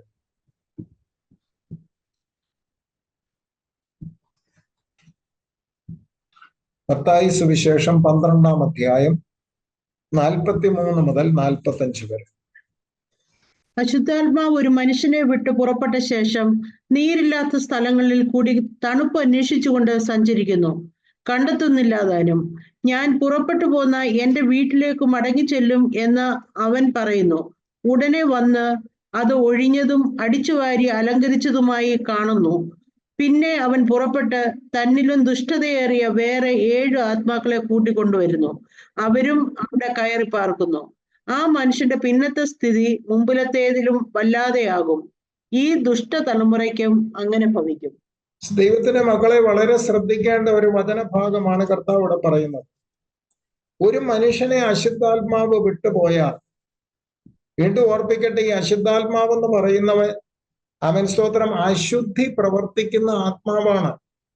ഒരു വ്യക്തിയെ മലിനപ്പെടുത്തുന്ന ആത്മാവിനെ അശുദ്ധാത്മാവെന്ന് പറയുന്നു. ഒരു ഭാഗത്ത് ദൈവത്തിന്റെ പരിശുദ്ധാത്മാവ്, പരിശുദ്ധാത്മാവിന്റെ ഒരു പ്രത്യേകത ദൈവിക വിശുദ്ധിയിലേക്ക് അവനെ നടത്തുമ്പോൾ അശുദ്ധാത്മാവ് സകല അശുദ്ധിയും അവനെ കൊണ്ട് ചെയ്യിപ്പിക്കുന്നു. എന്തെല്ലാം ദൈവഹിതമല്ലാത്ത കാര്യങ്ങളുണ്ടോ അതിനാണ് അശുദ്ധാത്മാവിനെ പ്രേരിപ്പിക്കുന്നത്. ദൈവം ഇഷ്ടപ്പെടാത്ത കാര്യങ്ങൾ ചെയ്യുവാൻ പിശാച് അവനെ പ്രേരിപ്പിച്ചു കൊണ്ടിരിക്കുന്നു. എന്താണ് നമ്മളിവിടെ വായിക്കുന്നത്? അശുദ്ധാത്മാവ് ഒരു മനുഷ്യനെ വിട്ടു പുറപ്പെട്ട ശേഷം. എങ്ങനെ വിട്ടു? തന്നെ അങ്ങ് ഇറങ്ങിപ്പോകത്തില്ല. അശുദ്ധാത്മാവ് ഒരു വ്യക്തിയിൽ നിന്നും സ്വയം ഇറങ്ങിപ്പോകുന്നില്ല. യേശുക്രിസ്തുവിനെ ഒരു വ്യക്തി കൈക്കൊള്ളുമ്പോൾ പിന്നെ അകത്തേക്ക് ക്രിസ്തു വരുമ്പോ അകത്തിരിക്കുന്ന അശുദ്ധാത്മാവിന് പിന്നെ എന്തില്ല? ഇടമില്ല. അകത്തിരിക്കുന്ന ഇരുട്ട് വെളിച്ചം അകത്തേക്ക് വരുമ്പോൾ ഇരുൾ പുറത്തേക്ക് പോയി. അപ്പൊ അത് എന്നേക്കുമായി പോയെന്ന് ചിന്തിച്ചേക്കരുത്. അതാണ് ഈ വചനഭാഗം ചിന്തിക്കുന്നത്. ഡെലിവറൻസ് എന്ന് പറയുന്നത് നമ്മൾ ചിന്തിക്കുന്നതിനേക്കാൾ അതിനെ കാച്ച് ഹോൾഡ് ചെയ്യുക, അതിനെ നിലനിർത്തുക എന്ന് പറയുന്നത് വലിയ ഒരു ടാസ്കാണ്. ഒരു വ്യക്തിയിൽ നിന്നും അശുദ്ധാത്മാവ് പുറത്തുപോയി. പുറത്തു പോയ ശേഷം പുള്ളി കറങ്ങി നടക്കും. ചുറ്റി നടന്നേച്ച് എന്താ അന്വേഷിക്കുന്നത്? പറ്റിയ ഇടമുണ്ടോന്നായി നോക്കുന്നത്. കാരണം ഈ അശുദ്ധാത്മാവിന് ഒരു കുഴപ്പമുണ്ട്. ഇതിന് സ്വയം നിലനിൽക്കാൻ കഴിയാത്തതുകൊണ്ട് ഒരു ബോഡി വേണം അതിന്. അത് മനുഷ്യനായാലും മൃഗമായാലും അതിനൊരു ബോഡി വേണം അതിന് വസിക്കാൻ. അപ്പൊ ഈ മനുഷ്യൻ, അതുകൊണ്ടാണ് ദൈവദാസന്മാർ സാധാരണ ഈ പൈശാചികന്റെ മേൽ ശുശ്രൂഷ നടത്തുമ്പോൾ അവിടെ ഇരിക്കുന്ന കംപ്ലീറ്റ് ആൾക്കാരോട് പ്രാർത്ഥിച്ചുകൊണ്ടിരിക്കാൻ പറയുന്നത് എന്തിനാണെന്നറിയോ? നമ്മൾ ഇനിയെങ്കിലും ചില കാര്യം പഠിക്കണം. ഇപ്പൊ ഒരു 50 പേരടങ്ങുന്ന ഒരു കൂട്ടത്തിൽ ഒരു ഭൂതബാധയുടെ ശുശ്രൂഷ നടക്കുകയാണെങ്കിൽ ദൈവദാസന്മാര് പറയും, ദൈവമക്കളെ നിങ്ങൾ വളരെ പ്രാർത്ഥനയോടെ ആയിരിക്കണമെന്ന്. എന്തിനാ പറയുന്നറിയാം? ഒരുത്തൽ നിന്നൊരു പൈശാചിക ശക്തി പുറത്തു വന്നാൽ അടുത്തിരിക്കുന്ന അത്രയും പേരിൽ ആരിലെങ്കിലും കയറാൻ അവസരമുണ്ടോ എന്ന് ആദ്യം നോക്കുന്നത്. അതുകൊണ്ട് പരിജ്ഞാനമുള്ള ദൈവദാസന്മാർ അത്രയും പേരെ കവർ ചെയ്യും. എന്നാൽ ഈ അശുദ്ധാത്മാവ് പുറത്തു പോയിട്ട് കറങ്ങി നടക്കും. ഇടം കിട്ടാതെ വരുമ്പോ പിന്നെ വരുന്ന ആദ്യം എവിടെ ആയിരിക്കും എന്നറിയോ? പണ്ടിരുന്ന സ്ഥലം എങ്ങനെ ഉണ്ടെന്ന് അന്വേഷിക്കാൻ വരും. നേരത്തെ വസിച്ചിരുന്ന ആ ശരീരം ഇപ്പൊ എങ്ങനെ ഉണ്ടെന്ന് നോക്കും. അവിടെ എഴുതിയിരിക്കുന്ന ഒരു വാക്ക് ശ്രദ്ധിക്കാമെന്ന് നോക്കുമ്പോ ഒഴിഞ്ഞതും എന്ന് പറഞ്ഞാൽ അൺഒക്യുപ്പൈഡ്, അങ്ങനെ ഇംഗ്ലീഷ് എഴുതിയിരിക്കുന്നു. എന്ന് പറഞ്ഞാൽ എംപ്റ്റി പ്ലേസ്. ഈ നമ്മുടെ ഉള്ള എംപ്റ്റി ആയിട്ട് ഇടരുത്. അവിടെ പരിശുദ്ധാത്മാവും ദൈവത്തിന്റെ വചനവും ഒക്കെ അങ്ങ് നിറയണം. ഫെലോഷിപ്പ് അവിടെ കൊണ്ടുവരണം. പൈശാചികന്റെ പിടിയിൽ നിന്നൊരു വ്യക്തി വിടുവിക്കപ്പെട്ടാൽ അവൻ പിന്നെ എംപ്റ്റി ആയിട്ട് കിടക്കരുത്. പാപത്തിന്റെ ശക്തിയിൽ നിന്നൊരു വ്യക്തി വിടുവിക്കപ്പെട്ടാൽ ഇന്നലകളിൽ അവന് സന്തോഷം കൊടുത്തുകൊണ്ടിരുന്ന ജഡത്തിന്റെ പ്രവൃത്തികളെ മാറ്റിയിട്ട് അവനെ ആത്മാവിൽ നിലനിർത്തുന്ന കാര്യങ്ങളിലേക്ക് അവൻ ടോട്ടലി ഇൻവോൾവ് ആകണം. അവിടെയാ നമ്മുടെ കൂട്ടായ്മയും പ്രാർത്ഥനയും വചനധ്യാനവും ആരാധനയും ഒക്കെ അവൻ വിലയേറിയതാകുന്നത്. ഇന്നലകളിൽ അവനെ പിശാചും പാപവും ഒക്കെ അടിമപ്പെടുത്തിയിട്ടിരുന്ന സ്ഥാനത്ത് ആ അശുദ്ധാത്മാവിൽ നിന്ന് അവന് വിടുതൽ കിട്ടിക്കഴിയുമ്പോൾ ആ ഹൃദയവും ആ മനസ്സും ആ ചിന്താമണ്ഡലവും ഒന്ന് എംപ്റ്റി ആയിട്ട് ഇടരുത്. അവിടെ ദൈവത്തിന്റെ ആധിപത്യം വരണം. ഇന്നലകളിൽ അശുദ്ധാത്മാവ് ആധിപത്യം വെച്ചിരുന്ന ഇടങ്ങളിൽ ദൈവത്തിന്റെ കർത്തൃത്വം അവനെ വാഴാനിടയാകണം. ദൈവവചനത്തിന് അവൻ കീഴ്പ്പെട്ട് ആ എംപ്റ്റി ആയിരിക്കുന്ന സ്ഥലം മുഴുവൻ ദൈവ സാന്നിധ്യം നിറഞ്ഞില്ലെങ്കിൽ ഈ അശുദ്ധാത്മാവ് എന്ത് ചെയ്യുന്ന പറഞ്ഞിരിക്കുന്നത്?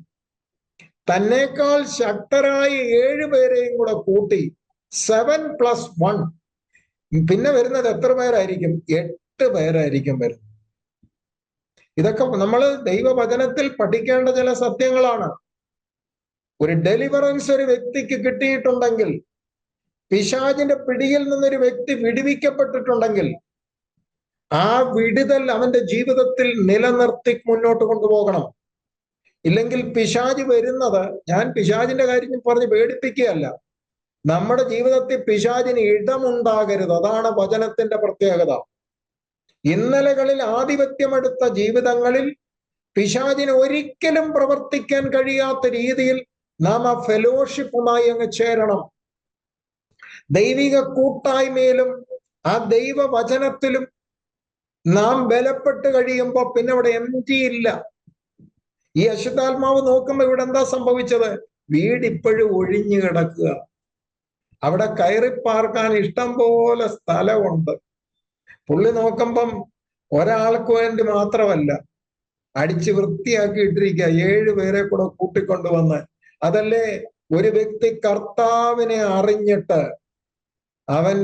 അവന്റെ പഴയ പാപ സ്വഭാവത്തിലേക്ക് പോയാൽ പിന്നെ ഇപ്പൊ ഒരു മദ്യപാനി, എക്സാമ്പിൾ പറയാം, മദ്യപാനത്തിൽ നിന്ന് വിടുതൽ കിട്ടിയിട്ട് അവൻ വീണ്ടും പഴയതിലേക്ക് പോയാൽ, ഇന്നലെ അവൻ 1 കുപ്പിയാ കുടിച്ചെങ്കിൽ പിന്നീട് കുടിക്കുന്നത് 9 കുപ്പിയായിരിക്കും, അല്ലെ 8 കുപ്പിയായിരിക്കും. കാരണം 8 പേരൂടെ വന്നിരിക്കുക അകത്തോട്ട്. നേരത്തെ ഒരാളെ ഉള്ളായിരുന്നു. ഞാൻ ചിന്തിക്കാൻ വേണ്ടി പറഞ്ഞതേ ഉള്ളൂ.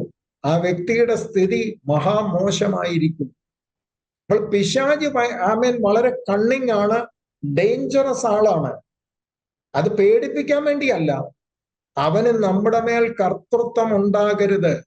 നാം ക്രിസ്തുവിന്റെ കർത്തൃത്വത്തിന്റെ കീഴിലായിരിക്കുന്നിടത്തോളം ആ ദൈവിക ഫെലോഷിപ്പിന്റെ ഭാഗമായി അവിടെ പട്ടിണി വന്നോട്ട് പ്രശ്നമില്ല, അവിടെ രോഗം വന്നോട്ട് പ്രശ്നമില്ല. പിശാചിന് ഇടം കൊടുക്കരുത്, പാപത്തിന് ഇടം കൊടുക്കരുത്. കാരണം യേശു കർത്താവ് ആയുധവർഗം വെപ്പിച്ച് പിശാചിനെയും വാഴ്ചകളെയും കീഴ്പ്പെടുത്തിയെങ്കിൽ അതിന് നമ്മുടെ മേൽ ഒരിക്കലും ആധിപത്യം ഉണ്ടാകരുതെന്ന് കർത്താവ് ആഗ്രഹിക്കുന്നു. ഞാൻ അനുവാദം കൊടുക്കാതെ ഒന്നിനും നമ്മുടെ മേൽ ആമേൻ സ്തോത്രം അധികാരമില്ല. അങ്ങനെയെങ്കിൽ ക്രിസ്തു യേശുവിന് കീഴ്പ്പെട്ട വാഴ്ചകൾ, അധികാരങ്ങൾ എനിക്കും നിങ്ങൾക്കും കീഴ്പ്പെടണമെന്ന് സ്വർഗം ആഗ്രഹിക്കുന്നു. മനുഷ്യരായ നമുക്കത് സാധ്യമാകാത്തത് കൊണ്ടാണ് അവൻ മനുഷ്യനായി വന്ന് ക്രൂശിൽ അതിന്റെ മേൽ ജയമെടുത്ത് എനിക്കും നിങ്ങൾക്കും ജയത്തിന് വേണ്ടി കർത്താവ് ചെയ്യാനിടയായത്. നമുക്ക് തലവണക്കാം, ദൈവസന്നിധിയിൽ പ്രാർത്ഥിക്കാം. എല്ലാവരും ദൈവത്തോടൊന്ന് പ്രാർത്ഥിച്ചാട്ട്. നാം വിടുവിക്കപ്പെട്ടവരാണ്. ശത്രു എത്ര അലർന്ന സംഘം പോലെ വന്നാലും അവന്റെ പ്രവർത്തനങ്ങൾ ഏതെല്ലാം രീതിയിൽ നിരുത്സാഹപ്പെടുത്താൻ ശ്രമിച്ചാലും, അത് ഭീഷണിയുടെ രൂപത്തിലാണെങ്കിലും അത് തടസ്സങ്ങളുടെ രൂപത്തിലാണെങ്കിലും ഞാനും നിങ്ങളും ഭയന്നു പോകത്തില്ല. നമുക്ക് ഭീരുത്വത്തിന്റെ ആത്മാവിനെ അല്ല കർത്താവ് തന്നിരിക്കുന്നത്. ദൈവത്തിന്റെ പരിശുദ്ധാത്മാവ് നമുക്ക് ബലവും ശക്തിയും നൽകി തന്ന് വെല്ലുവിളികളെ നാം നേരിടും. വിശ്വാസത്തിൽ ഉറച്ചു നിന്നുകൊണ്ട് ക്രിസ്തു എവിടെയെല്ലാം പ്രസംഗിക്കപ്പെടുന്നുവോ, അത് ഭവനങ്ങളിലാകട്ടെ, ദൈവമക്കളെ ആവോളം മനുഷ്യരോട് സുവിശേഷം അറിയിക്കുക. നമ്മൾ വിചാരിക്കും ഇത് ആമേൻ സ്തോത്രം, ഇതുകൊണ്ട് എന്താണ് വലിയ കാര്യം? നമ്മൾ ചിന്തിക്കാത്ത വലിയ കാര്യങ്ങളുണ്ട്. ഭവനങ്ങൾ വിടുവിക്കപ്പെടും. ഭവനത്തിന് മേലുള്ള ശത്രുവിന്റെ ആധിപത്യം അഴിഞ്ഞു മാറും. ഫിലിപ്പോസ് ക്രിസ്തുവിനെ പ്രസംഗിക്കാതെ അവിടെ ഇവിടെ നടന്നിരുന്നെങ്കിൽ ഫിലിപ്പിയ പട്ടണത്തിൽ സമാധാനം ഉണ്ടാവുകയില്ലായിരുന്നു. അവിടെയുള്ള ഭവനങ്ങൾ വിടുവിക്കപ്പെടുകയില്ലായിരുന്നു. അവിടെയുള്ള വ്യക്തികൾ കർത്താവിനെ അറിയുകയില്ലായിരുന്നു. എന്നാൽ അറിഞ്ഞപ്പോൾ ഭവനങ്ങളിൽ സന്തോഷമുണ്ടായി. നാം മുഖാന്തരം ഭവനങ്ങളിൽ സന്തോഷമുണ്ടാകട്ടെ. നാം മുഖാന്തരം പട്ടണങ്ങളിൽ സന്തോഷമുണ്ടാകട്ടെ. അതിന് ക്രിസ്തുവിനെ കൊടുക്കാൻ ക്രിസ്തുവോടെ കടന്നു ചെല്ലുമ്പോൾ അവിടെ വാണുകൊണ്ടിരിക്കുന്ന പൈശാചിക ശക്തികൾക്ക് പിന്നെ അവിടെ നിലനിൽപ്പില്ലാതായി തീരും. അവൻ പിശാച് തടസ്സങ്ങൾ കൊണ്ടുവരും. അവിടെ സുവിശേഷം എത്താതിരിക്കുവാൻ പല തന്ത്രങ്ങൾ ചിലപ്പോൾ മെനഞ്ഞേക്കാം. എന്നാൽ ആമേൻ പടകിന് നേരെ കാറ്റും കോളും വന്നപ്പോൾ യേശു തിരിച്ചറിഞ്ഞ് അതിനെ ശാസിച്ച് ദക്കപ്പൊലി ദേശത്തേക്ക് കടന്നു ചെന്ന് അവിടെ ഉണ്ടായിരുന്ന ലഗിയോൻ ബാധിച്ചവനെ സ്വതന്ത്രനാക്കി ആ പട്ടണത്തെ രക്ഷിക്കാനിടയായി. ആ പട്ടണത്തെ കിടുകിട വിറപ്പിച്ചുകൊണ്ടിരുന്ന ആ അന്ധകാര ശക്തിയിൽ നിന്ന് ആ മനുഷ്യനെ സ്വതന്ത്രനാക്കി ദേശത്തിന് കർത്താവ് സൗഖ്യം കൊടുക്കാനിടയായി. ഈ ദൗത്യമാണ് എന്നെയും നിങ്ങളെയും കർത്താവ് ഏൽപ്പിച്ചിരിക്കുന്നത്. നമുക്ക് ധൈര്യത്തോടെ മുന്നോട്ട് പോകണം. കാരണം കർത്താവ് ക്രൂശിൽ ജയമെടുത്തിട്ടുണ്ട്. ആ ജയമാണ് എന്നിലും നിങ്ങളിലും. അത് ഫിലിപ്പോസിൽ മാത്രമല്ല, എവിടെയെല്ലാം ക്രിസ്തു പ്രസംഗിക്കപ്പെടുന്നുവോ അവിടെയെല്ലാം ആ അധികാരം വെളിപ്പെട്ടു വരും. ആ വാഴ്ചകളുടെ മേലുള്ള അധികാരം വെളിപ്പെട്ടു വരും. കൊടുങ്കാറ്റിന്റെ മേൽ വെളിപ്പെട്ടു വരും. കാറ്റിന്റെ മേൽ അത് വെളിപ്പെട്ടു വരും. തടസ്സങ്ങളുടെ മേൽ അത് വെളിപ്പെട്ടു വരും. കാരണം വചനമാണ് നമുക്ക് അതിനുള്ള പ്രചോദനം തരുന്നത്. ഹല്ലേലൂയ. നമുക്ക് ഒരുമിച്ച് കർത്താവിനോട് പ്രാർത്ഥിക്കാം. പരിശുദ്ധ ദൈവമേ, സ്വർഗ്ഗസ്ഥ പിതാവേ, അനുഗ്രഹീതമായ നല്ല ദിവസത്തിന്റെ രാത്രിയാമത്തിനായി ഞങ്ങൾ ദൈവത്തെ വാഴ്ത്തുന്നു. തിരുസന്നിധിയിൽ ഞങ്ങൾക്ക് ഒരുമിച്ച് ദൈവവചനം ചിന്തിപ്പാൻ അവിടുന്ന് കൃപ തന്നല്ലോ. വചനം ഞങ്ങൾക്ക് തരുന്ന സ്വാതന്ത്ര്യത്തിനായി സ്തോത്രം. ഇന്നലകളിൽ ഞങ്ങൾ എന്തിനൊക്കെയോ അടിമപ്പെട്ട് കിടന്നിരുന്നു. അതിൽ നിന്ന് കർത്താവ് ഞങ്ങളെ സ്വതന്ത്രരാക്കി. പിന്നെയും അടിമത്വത്തിലൊന്നും പോകാൻ ഇടയാകാതെ ലഭിച്ച സ്വാതന്ത്ര്യത്തിൽ നിലനിൽക്കുവാനും ഞങ്ങൾക്ക് പോരാട്ടമുള്ള ജഡരക്തങ്ങളോടല്ല, പൈശാചിക ശക്തികളോട് ഞങ്ങൾക്ക് പോരാട്ടമുണ്ട്. എന്നാൽ ദൈവത്തിന്റെ സർവായുധവർഗം ഞങ്ങളുടെ മേൽ ഉള്ളത് കൊണ്ട് കർത്താവിന്റെ അമിത ബലത്തിലും ശക്തിപ്പെട്ട് ദുഷ്ടന്റെ മേൽ ജയമെടുത്ത് മുന്നേറുവാൻ, കർത്താവ് ഞങ്ങളെ ഏൽപ്പിച്ച വേല വിശ്വസ്തയോടെ ചെയ്യുവാൻ, അനേക ഭവനങ്ങൾ സന്ദർശിക്കപ്പെടുവാൻ, അനേക പട്ടണങ്ങൾ രക്ഷാവചനം എത്തുവാൻ, അനേക രാജ്യങ്ങളും ഗ്രാമങ്ങളും വിടുവിക്കപ്പെടുവാൻ എന്റെ ദൈവമേ കൃപ ചെയ്യണമേ. ആത്മഭാരമുള്ളവരെ എഴുന്നേൽപ്പിക്കണമേ. വെല്ലുവിളികളെ നേരിട്ട് അഭിഷേകത്തിന്റെ ശക്തി കൊണ്ട് മുന്നേറുവാൻ കർത്താവ് സഹായിക്കും. ഞങ്ങളുടെ ഇന്ത്യ രാജ്യത്തെ വിടുവിക്കണം. അന്ധകാരം വാഴുന്ന ഈ ദേശത്ത്, അന്യാരാധനയുടെ ബന്ധനത്തിൽ കോടിക്കണക്കിന് ജനം കിടക്കുന്ന ഈ ദേശത്ത് സത്യസുവിശേഷം ഗ്രാമങ്ങളിലെല്ലാം എത്തട്ടെ. എല്ലാ സംസ്ഥാനങ്ങളിലും എത്തട്ടെ. മിഷൻ പ്രവർത്തനങ്ങൾ വർദ്ധിച്ചു വരട്ടെ. എന്തെല്ലാം നിയമങ്ങൾ അതിനെതിരെ എഴുന്നേറ്റ് വന്നാലും ക്രിസ്തു എല്ലായിടത്തും എത്തുവാൻ അധികാര സ്ഥാനത്തേക്ക് വ്യക്തികളെ എഴുന്നേൽപ്പിക്കണമേ കർത്താവേ. ആമേൻ. ഒരു ഹാമാനെ കീഴ്പ്പെടുത്തേണ്ടതിന് എസ്തേറിനെ രാജകൊട്ടാരത്തിൽ എഴുന്നേൽപ്പിച്ചതുപോലെ സ്വർഗത്തിലെ ദൈവം ഈ നാളുകളിൽ അധികാര സ്ഥാനത്തേക്ക് ചിലരെ, വിശ്വാസികളായവരെ ഉയർത്തണമെന്ന് ഞങ്ങൾ ദൈവത്തോട് പ്രാർത്ഥിക്കുകയാണ്. ആമേൻ. ദൈവജനത്തിന് വിരോധമായി പൊങ്ങുന്ന, ദൈവവേലയ്ക്ക് വിരോധമായി പൊങ്ങുന്ന നിയമങ്ങളുടെ മേൽ ജയമെടുക്കുവാൻ അവിടുന്ന് സഹായിക്കണമെന്ന് പ്രാർത്ഥിക്കുന്നു. ശത്രുവിന്റെ പദ്ധതികളെ അവിടുന്ന് നിഷ്ഫലമാക്കണമെന്ന് പ്രാർത്ഥിക്കുന്നു. മാനുഷ്യ കണക്കൂട്ടലുകളെ അവിടുന്ന് തച്ചുടയ്ക്കണമെന്ന് പ്രാർത്ഥിക്കുന്നു. കർത്താവെ, മർത്യൻ നിന്റെ നേരെ പ്രബലനാകരുതെന്ന് ഞങ്ങൾ ദൈവത്തോട് പ്രാർത്ഥിക്കുന്നു. നിന്റെ ജനത്തെ അനുഗ്രഹിക്കുന്ന കർത്താവെ, എല്ലാവർക്കും കൊടുത്ത സ്വാതന്ത്ര്യത്തിനായി സ്തോത്രം. ഓരോ ഭവനങ്ങളിലും അതിന്റെ സന്തോഷം ഉണ്ടാകട്ടെ. കഷ്ടങ്ങളിലും പ്രശംസിക്കുന്നവരായി മാറട്ടെ. രക്ഷാവചനം അനേകരോട് അറിയിക്കുന്നവരായി മാറട്ടെ. അങ്ങനെ ഞങ്ങളുടെ ദേശങ്ങളിൽ നിന്ന് പൈശാചിക ശക്തികൾ ഓടി മാറട്ടെ കർത്താവേ. ഹല്ലേലൂയ. ഞങ്ങളിലൂടെ ദൈവം ചെയ്തെടുക്കാൻ ആഗ്രഹിക്കുന്ന കാര്യങ്ങൾക്കായി സ്തോത്രം. മഹത്വവും മാനവും കർത്താവിന്. കർത്താവെ, നിന്റെ ജനത്തെ അനുഗ്രഹിക്കുകയാണ്. അവർ കഷ്ടങ്ങളിലൂടെ കടന്നു പോകുന്നവര്, എക്സാം എഴുതുന്ന കുഞ്ഞുങ്ങള്, ശാരീരിക രോഗങ്ങളുള്ളവര്, കർത്താവെ, അവരുടെ മേൽ നിന്റെ സൗഖ്യം അയക്കണമേ. ശരീരത്തിന് ആവശ്യമായ ആരോഗ്യവും ബലവും നൽകണമെന്ന് ദൈവത്തോട് ഞങ്ങൾ പ്രാർത്ഥിക്കുന്നു. പ്രിയപ്പെട്ട രാജുപതറിനായി പ്രാർത്ഥിക്കുന്നു. കർത്താവെ, പൂർണ്ണ സൗഖ്യ ആരോഗ്യവും കൽപ്പിക്കണമേ. അമേൻ. സ്വതന്ത്രം സന്തോഷ് പതറിന്റെ മകൾക്കായി പ്രാർത്ഥിക്കുന്നു. കർത്താവെ, പനിയുടെ എല്ലാ ഭാരത്തിൽ നിന്ന് കർത്താവ് പൂർണ്ണ സൗഖ്യം അയക്കണമെന്ന് പ്രാർത്ഥിക്കുന്നു. ആരെങ്കിലും ഇന്ന് രാത്രികാലം ഞങ്ങളുടെ നടുവിൽ ഏതെങ്കിലും തരത്തിൽ മാനസികമായി, അമേൻ, ശാരീരികമായി ഒക്കെ ക്ലേശങ്ങൾ അനുഭവിക്കുന്നുണ്ടെങ്കിൽ കർത്താവ് ഇന്ന് രാത്രികാലം ആശ്വാസം നൽകണമേ, വിടുതൽ കൽപ്പിക്കണമേ. അനുഗ്രഹം അനുഭവിപ്പാൻ നിന്റെ മക്കളെ വിളിച്ച ദൈവത്തിന് സ്തോത്രം കരയേറ്റുന്നു. പിന്നെ ഞങ്ങൾ ഒരുമിച്ച് കണ്ടുമുട്ടുവോളം, ദൈവിക കൂട്ടായ്മ ആചരിക്കുവോളം നിന്റെ ചിറകിന്റെ മറവിൽ മറയ്ക്കണം. പ്രാർത്ഥന കേട്ടതുകൊണ്ട് സ്തോത്രം. യേശു ക്രിസ്തുവിൻ അൻപുള്ള നാമത്തിൽ തന്നെ, ആമേൻ. നമ്മുടെ പിതാവായ ദൈവത്തിന്റെ സ്നേഹവും കർത്താവായ യേശു ക്രിസ്തുവിന്റെ കൃപയും പരിശുദ്ധാത്മാവിന്റെ കൂട്ടായ്മയും നമ്മോടും ഭൂലോകം പാടുമുള്ള സകല വിശുദ്ധന്മാരോടും grace and root Christian minister പ്രവർത്തനങ്ങളോടും ഇന്നും എന്നേക്കും ഉണ്ടാകുമാറാകട്ടെ. ആമേൻ. ദൈവം നമ്മെ അനുഗ്രഹിക്കട്ടെ, ആസ്വദിക്കട്ടെ. ദൈവനാമം വാഴ്ത്തപ്പെടട്ടെ. എല്ലാ പ്രിയപ്പെട്ടവർക്കും ക്രിസ്തുവേ